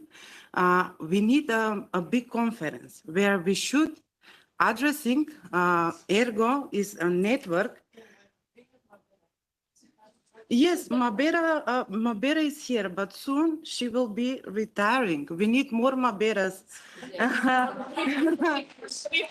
Yes, we need more Maberas to do this. And also, I would like to ask, we make some shadow reports to the CEDAW committee. We are we have the first complaint in North Macedonia that we have discrimination about Romani women that are approaching to gynecological services. But we in our country, we don't have any result from this complaint. We have the recommendation from the CEDAW committee, but nothing is happening. How we need to build a more capacity building for creating some kind of mechanism for approaching to the international institution. So that's why I'm thinking that we need, ERGO is a big network, and I'm encouraging you and I'm asking you, demanding you to make some kind of network for Romani women, and to have a big conference where we should addressing all the things and to create more action about all this stuff. Thank you so much for this. Thank you for the question. I think we'll collect them just to make the process easier. So there is also a hand over there. My English is not very well, but I hope that I can express me so you can understand me. I do my best. This is very important for me to Europe. Okay. On behalf of the Dutch Roma Association, I would like to express my appreciation for this important panel on Roma women's leadership and the fight against the multiple and intersectional discrimination. I am struck by the fact that, unfortunately, the Netherlands is still not politically representing. Today, this reflects the situation of the Roma in the Netherlands. Okay? Can you help her? So she's better than me because I'm difficult. No, I'm not better, but my English is a bit. Okay, help me. So it's better together. Okay. Okay, waar waren we gebleven? Should I? Yes, please. So it's. Is it okay for you? Better. Yeah. It's a long story. But she was doing good. Like. Yes. Yes, please. Okay. I'm going. Thank you. Yeah. Okay. Okay. I am struck by the fact that, unfortunately, the Netherlands is still not politically represented today. This reflects the situation of the Roma in the Netherlands. Okay. The Netherlands is still not politically present today. National minority. And our position remains invisible in both policy and politics. We also wish to draw attention to a painful episode from our recent history. In 1980, Roma families were deported from Lelystad to the United States under the responsibility of Mayor Gregorová. And at the time, a false Italian passport were used to legitimize this deportation. This act caused deep wounds in our community and stands as a painful example of institutional injustice. We call on the Dutch government to acknowledge this history and to officially recognizing us as national minority. Such recognition is essential to our well-being, to justice, and to securing a rightful place in the society. Let me be clear. I'm not here to portray myself or my community as victims. I am here to speak from strength, to represent the drive, the resilience, and the determination of the Roma people who refuse to be silenced or erased. Okay, that is why I'm here, to break the silence and to make the voices of the Roma in the Netherlands heard. Our women, our youth, our community deserve the same attention, protection, and opportunities as elsewhere in Europe. We want to collaborate, learn, connect, but above all to be recognized. From the Dutch Roma Association, we also raised concern about serious injustice in the education system. We have found that based on the EQ test have been administered in primary schools to Roma children. These tests lead to incorrect advice and result in the children being unfairly tracked into vocational education instead of secondary education. This is major consequence for the future and well-being. We have raised this issue and hope our research can be contribute to the change across all EU members. So you learn the EQ test is not correctly done. So the children going to lower school. That is what Netherlands have found. Because there are too many money for this when children from for Roma children, you have too many money to put them to lower school. So we know that it's not the real. Okay, we also want to highlight accessibility of the EU funds in the Netherlands. We noticed that such funding is often difficult for Roma organizations to access. We call for a low threshold and inclusive approach to the European subsidy and program so that the Roma in the Netherlands can gain real opportunities to improve the position. Let this gathering be a step toward great solidarity within Europe, included with communities that still live in the shadows. So that's why really to get to control the school about the EQ test. It's very important. They make a big mistake. Thank you very much for your powerful intervention.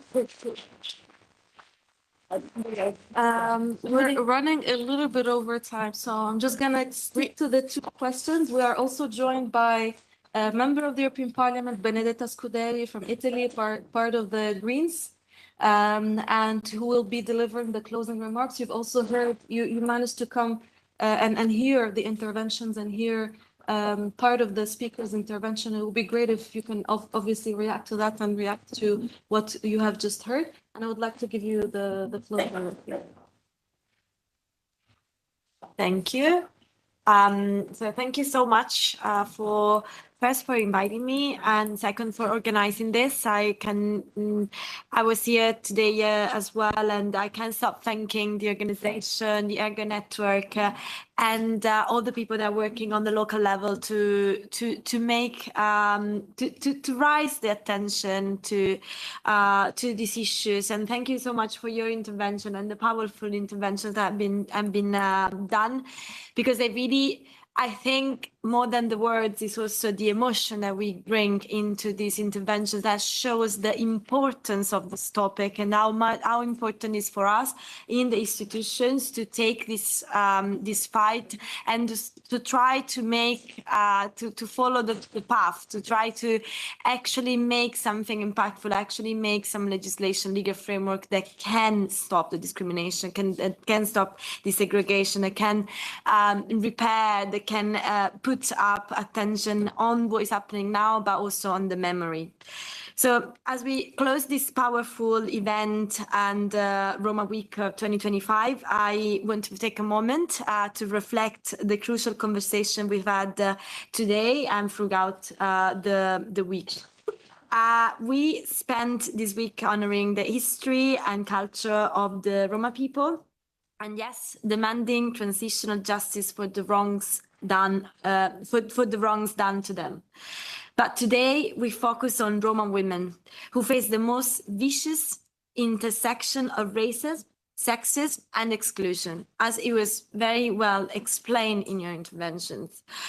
The Roma women leaders who underlined a deep crisis in political representation, a moral failing of our institutions. Roma women are invisible in politics. They have been systematically excluded by design and excluded by default.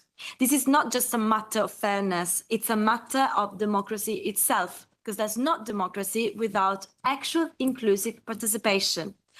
We are talking about a group that makes up to 10% of the European population in some countries. According to the European Commission's 29th report on Roma equality, inclusion and participation, Roma women are often at the intersection of racism, sexism, and socioeconomic disadvantage, limiting their opportunities for political and economic participation. The report highlights that Roma women are disproportionately affected by poverty, low educational attainment, unemployment, which are major barriers to social mobility and economic empowerment. As Saskia Jovanovic from Romnja highlighted in today's presentation, grassroots leadership from Roma women is essential for breaking down these barriers. She shared inspiring examples from Italy, where I'm also from, where initiatives like Roma-led dance classes and community gatherings are empowering women to reclaim their voices and address issues such as discrimination, violence, and cultural identity. These community-driven projects are a testament to the resilience and strength of Roma women and their ability to spark at the local level. The institutional barriers to Roma women political participation are not just structural, they are deliberate. From historical exclusion to patriarchal violence, the forces at play are entrenched. But today we heard that Roma women are fighting back. And I really want to thank you, all of you for that. You are fighting for space, for recognition, for a seat at the table, and more importantly, for the right to lead. Political representation is not an option. It is a fundamental to equality. The absence of Roma women in the European Parliament is the product of a systemic oppression. We must invest in Roma women's leadership at all levels, from local council and public institutions to the European Parliament. We must give the right tools, the space and support to lead and shape the policies that affect the communities. Many Roma women-led organizations such as Romnja in Italy and the Romania Feminist Library are central to creating intersectional feminism that address both the gendered and ethnic discrimination Roma women face. They advocate for inclusive policies that recognize the unique experience of Roma women. These organizations create safe spaces for Roma women to share their experience, educate on their rights, and mobilize for policy changes, directly contributing to political and social activism. Roma women's grassroots leadership is central to the Roma right movements. Leaders like Alba Hernández Sánchez from the Romania Feminist Library and Saskia Jovanovic from Romnja in Italy emphasize that Roma women's leadership is rooted in community-driven initiative with a focus on cultural preservation, education, and collective action. Additionally, organizations such as ERGO network are working towards more inclusive policies at the EU level, advocating for better integration policies and addressing the marginalization of Roma women in education, employment, and political spheres. Their work focuses on on pushing for structural reforms, which is definitely what we need, such as gender quotas, anti-discrimination policies that specifically address the barriers faced by Roma women in public and political life, education, and sharing knowledge. Roma women face barriers in accessing justice system that are often unresponsive or biased against them. Roma women victims of violence face discrimination when trying to report crimes, especially in countries where higher rates of anti-Roma sentiment is present. There is an urgent need for better legal frameworks to protect Roma women from violence, discrimination and exploitation, and greater law enforcement accountability. The fight cannot be won alone.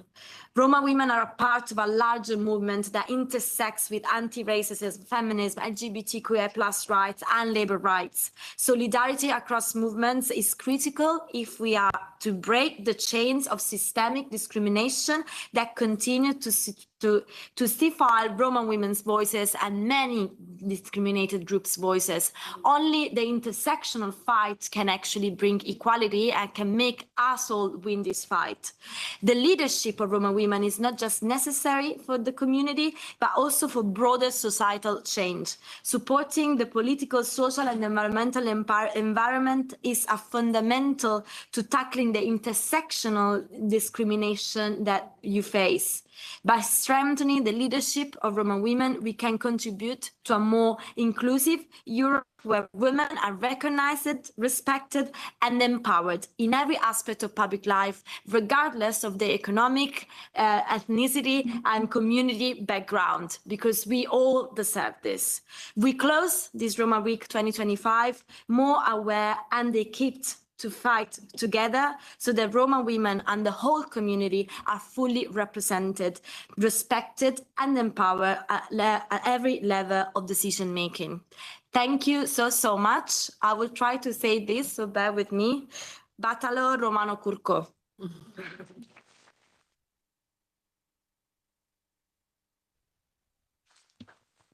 Grazie mille, Benedetta. Thank you very much for your powerful closing remarks. I think something that emerged, at least for me, from your intervention is the need to have an intersectional fight, meaning that we really need to recognize that there is multiple fights and there is multiple types of discriminations, and those need to be fought. And we also need solidarity building mechanisms. And I think that's the reflection also to have such a diverse panel. It's very important to recognize that there are, we have common battles and we have common challenges that we can face together. And if we face together, perhaps the outcome would be even stronger. I know we're coming to an end, but I still would like to give an opportunity to the speakers to react to the questions that were posed. Because I'm being told by the organizers we need to wrap up as well. So yes. Okay. No. Absolutely. I'm just following. Give me floor, Sashka. Give me. Hadi. Okay, Sashka. Let me speak then. Let me. Thank you, Sashka, for promotion. Please, you have yes. My name is Kristina Temischai. So we are more experienced with the panelists. We are not taking time. That's why me and Mabera, we will be that much short. The two important notices which I meant to raise up, literally, Madam MEP Benedetta raised very precisely. Without money, there is no any politics not for Roma women, for any women. Let be very specified. And unfortunately, there are so big bunch of the studies which are proving that women are not voting for women. And fortunately, we have to raise also and point their solidarity among ourselves. So to inspire and motivate Roma women to vote for Roma women and non-Roma women to vote for Roma women as well, all over the countries in our regions. And I'm just the yesterday's session with the digitalizations has to be linked also somehow to the political participation. It is starting from the Vaishal Circle, we have our Roma mantra, education work, the medical insurance, and the political participations. Without one single dot, we would not be successful in any others. We don't have that much time, but my personal question maybe to the MEP present here, our distinguished invitee, and also maybe demand to Gabi. including Mabera as well. Maybe we need some personal, it's not a trainings, it's not a personal sharing the experience of the successful MEP or the political women in politics, how they the obstacles, how they overcome the obstacles during their career. Were there any sexual violence on this way? I mean, if they will be there to share with us. Where they took money for the campaign, that's essential things. And maybe to sum up, when we think to promote the Roma women in politics, we need to demand a special funds from all over the donors who are ready to support us with a long term. It shouldn't be just a short-term project. It should be long-term, constantly, until we get the real, palpable successes. Thank you so much. Please, Mabera.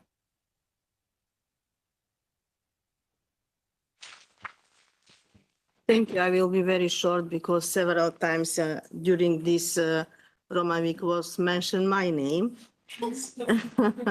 Okay, I'm working in the government almost 23 years, and I'm the first Roma woman who is in Ministry of Labor and Social Policy in Republic of North Macedonia. It's not easy to work in the ministry. You have to be very big fighter, because I'm in the position to be the head of department for coordination and technical assistant to the minister. So I have to manage a cabinet of the minister with other ministries, with the government, with the parliament. So it's not easy. But I always have parola, and maybe it's parola for you who are youngest here, that other will respect you how you respect yourself. Always take that in mind. Because if you are not respect yourself, then the others will not respect yourself. You. Maybe my ego is very big in the ministry because I know much more than the others, because all the information from the government, from the parliament is coming in my hand. The other head of departments doesn't know that in the ministry, but I know because every day I collected all the data. But I never let the others never to know much more than me. Never. And don't forget the men's, especially the Roma men's. We have to teach them to respect us and to support us. Because if we don't have supporting from the Roma men, we never have the success. I remember in North Macedonia, we decided the Roma women for the first time to have the Roma MPs. We invite Roma political parties. You can imagine what's happened. When we ask on the first place to put the Roma women, no one wants from the political parties. Why? Because we are much more educated than Roma men. Much more smarter than Roma political men. And they didn't let us to be the first on the list. Until now, we have only two in North Macedonia, two Roma women who was in the parliament. One declared herself that is Roma. The first is not declared herself that is Roma. But really, we have to fight between men's and women's Roma women. They are supportive. We would like to become much more success than the Roma men. Thank you.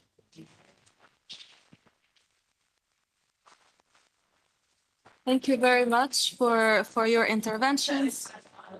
Someone wants to make a comment. Yeah, that's why I want. Yeah. So, guys, hello.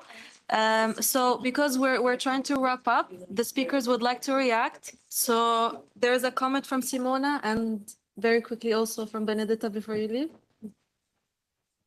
Okay, please go ahead. No. I'll be super quick. Sorry, I don't want to take too much space.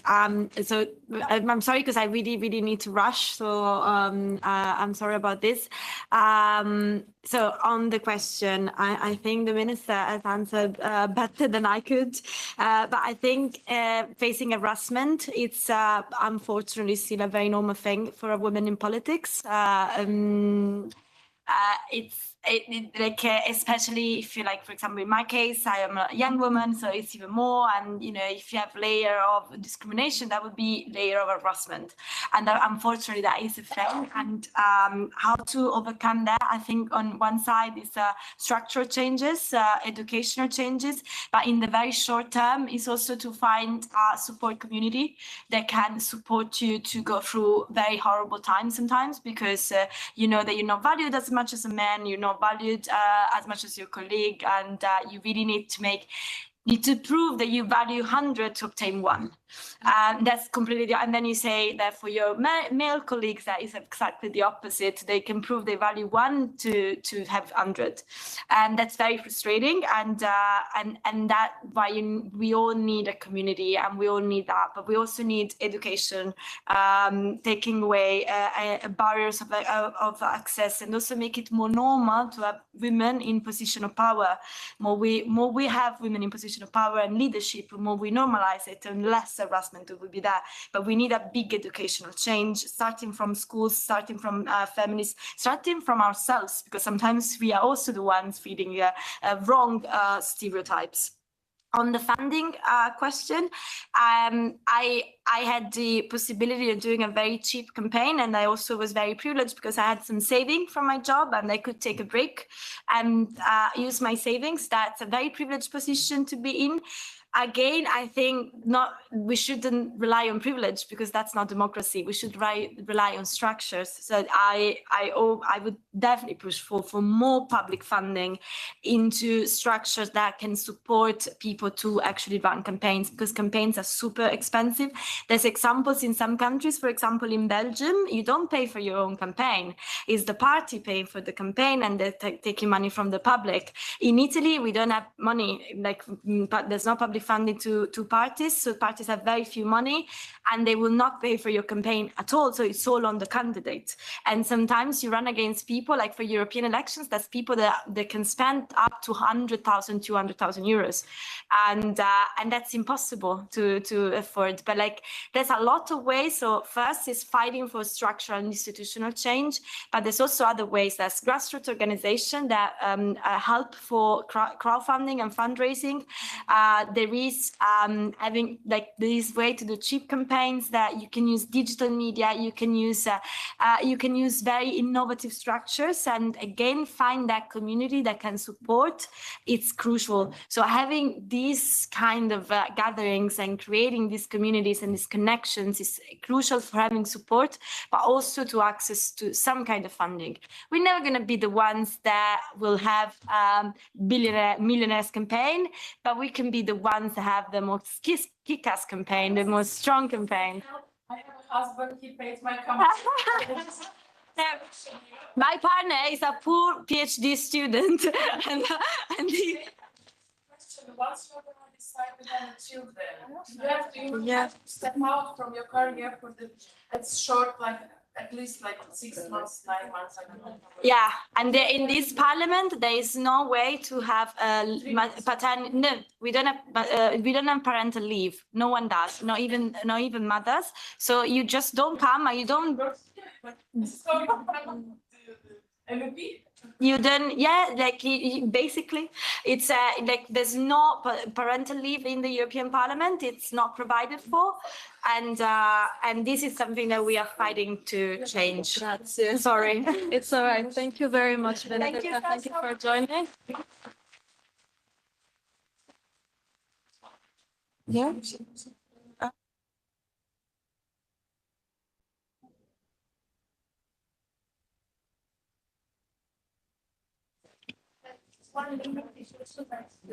Okay.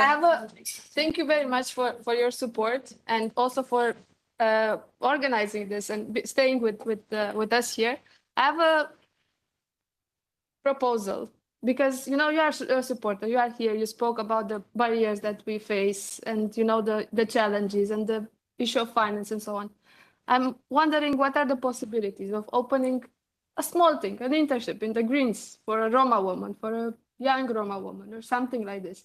Because this is a small step, but, you know, familiarizing young Roma girls, you know, like Ina that I spoke before, just to have the opportunity to experience what does it mean to be in this space. I think that would be a huge step for somebody who wants to aspire to politics. So what are the possibilities of exploring something like that? Thank you. I think we can, I mean, I can't talk for the group, the whole group now, but I can propose this. And yeah, like, no, like the group, no, the group in the parliament. But yeah, I can suggest this to the group and see if we can put up a structure for this. But I can promise, but I can suggest it. Okay. I suggest.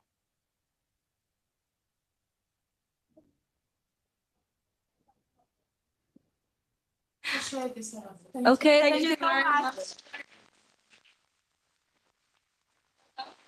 Okay, we'll try one more time to wrap up the panel, but I still want, there was a question from your side. I would like to give an opportunity to the speakers. Okay, great. So I'll give the floor now to Gabriela to reply and to do the closing. So it would be great to have a little bit of silence in the room. We can go outside if they want. Yeah, thank you very much. Any bilateral conversations can be taken outside. Thank you. Thank you, Nourhene, and thank you, everyone. I don't have an exact answers, but I think that we have to take it further. First of all, we are trying in ERGO also to make sure that we are not only here in Brussels with the EU institutions, where we can actually bring much easier all the reports and recommendations because we are having a seat here, but also together with the Global Forum for People Discriminated based on Work and Dissent, and especially with Simona sitting, Torotcoi sitting here. We were just represented also at the week, the Women Week in the UN, and we are working with those institutions there. So maybe we can also connect to see your report and see how we can kind of take the work further and have a follow-up, because we are creating the capacity to have the follow-up. It's not really that we have it fully, but we are doing our best to create the capacity also at the UN level. And we don't do it alone there. I think this is also interesting, kind of a reflection of the work that we do here today. It's that we connected with the people of the Dalits descent, of the African slaves, but of Quilombolos from Brazil, another group which are discriminated the same way as we are. And we are making up to 256 million people discriminated on the same basis, based on work and descent in the world. So practically, if we talk about 20 million Roma, now we talk almost about 300 million people, which is much bigger crowd, and we are trying to push together there. So this is, I think this is also important for you to know that we do these connections behind. There are also some initiatives that we are exploring now, how to get women who would like to engage in the politics and those who engage in the politics already to share their experiences and to talk about further ways. This supposed to actually, this panel today is supposed to be about this. We're supposed to have women who were running, who were working here or kind of being in the elected positions from the EU, national, but also local level, how we can kind of get these experiences together, how we talk, how we share, we create those experiences and how we can take it forward. So this is something that really me personally, but also in ERGO, we want to take forward. So this is, it's starting. We're just trying to see where are the little money here and there to get us together and to work. So I have you in mind now that. Don't search for little money, search for big money. But where's the meeting? It's just the little money and then we do the plan. I don't want to do the planning alone. I want to do the plan with the women together, right? So it's not just me. It has to be more of us. And I use this opportunity, if I may, to close. To close the Roma Week, because now it's not just about this panel, but it's about the whole Roma Week. So we still have one more event today, which is organized by the DG NS and Roma Active Albania. It's an Inclusive Education Award. It's from 16:30. You are all invited. It's in Concert Noble. If you don't know, on the romaweek.eu, there is all the information, including the address. If you don't register, I think you can still come, actually, all of you here. Not the one online, but the one here in the room. And it's not organized by the ERGO only, but DG NS and Roma Active Albania. But from this moment, I would like to take the opportunity to extend my gratitude to each of you, each of one of the participants who were here, and the dedication that you kind of went through the whole Roma week here, because this week has been a testament to the resilience, strength, and the rich heritage of the Roma community, and as well as call of action. I really take this seriously. This is not just about the talking, this is not about the paper, but this is actually giving also us the energy to take the actions from here now on. And we had several members of the European Parliament who were taking part here. I name them, Krzysztof Smížek, Markéta Gregorová, Benedetta Scuderi, Evin Insir, Christo Petrov, Nicolas Papandreou, Marco Tarquinio, Lee Anderson, Nikolaj Štefanuca, Terry Reintke, Rita Hassan, Tomáš Zdechovský, and the whole RD group. So we actually, with this new European Parliament, the new elections starting for the next 5 years, we creating the group of the support here. So we have people we can work with, and we should enlarge this group. But I also want to thank you, European Commission, particularly DG Justice. We have also at the head of the Roma unit, or the Roma unit here, for the support. It was not just the support on the content and enabling us to do this work, but also financial support and actually making sure that the projects and the organization can run so we can be represented here. And the DG NS, of course, who cooperated on the award. There are several organizations that took part, like European Roma Institute for Arts and Culture, the consortium of the Roma Civic Monitoring, Ternipe, the Youth International Network, European Roma Rights Center, the Anti-Gypsyism Reporting Information Center, MEA, Fundacja Javdik, London Metropolitan University, but also Romani Feminist Library, and Roma Active Albania. And they all gave us their efforts and make this here possible. But of course, as an ERGO director, but not only, I have to thanks to my staff, to the people, to the team.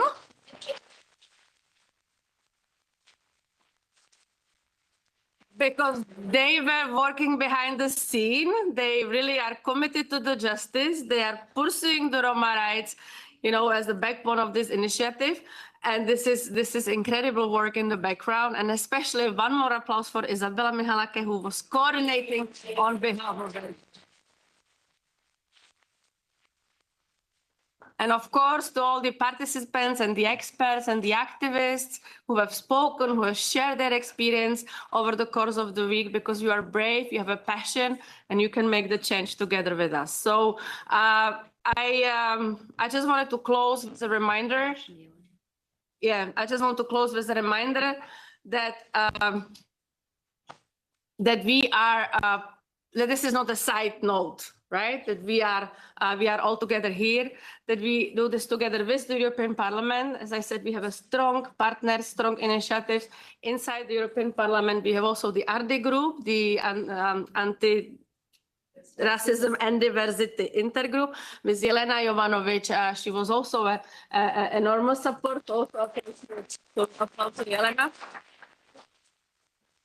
And I really believe that together we can do this. So yeah, thank you for your presence, your participation, your commitment, and let's make this week a turning point in this collective effort to build a just and inclusive Europe. Thank you to all.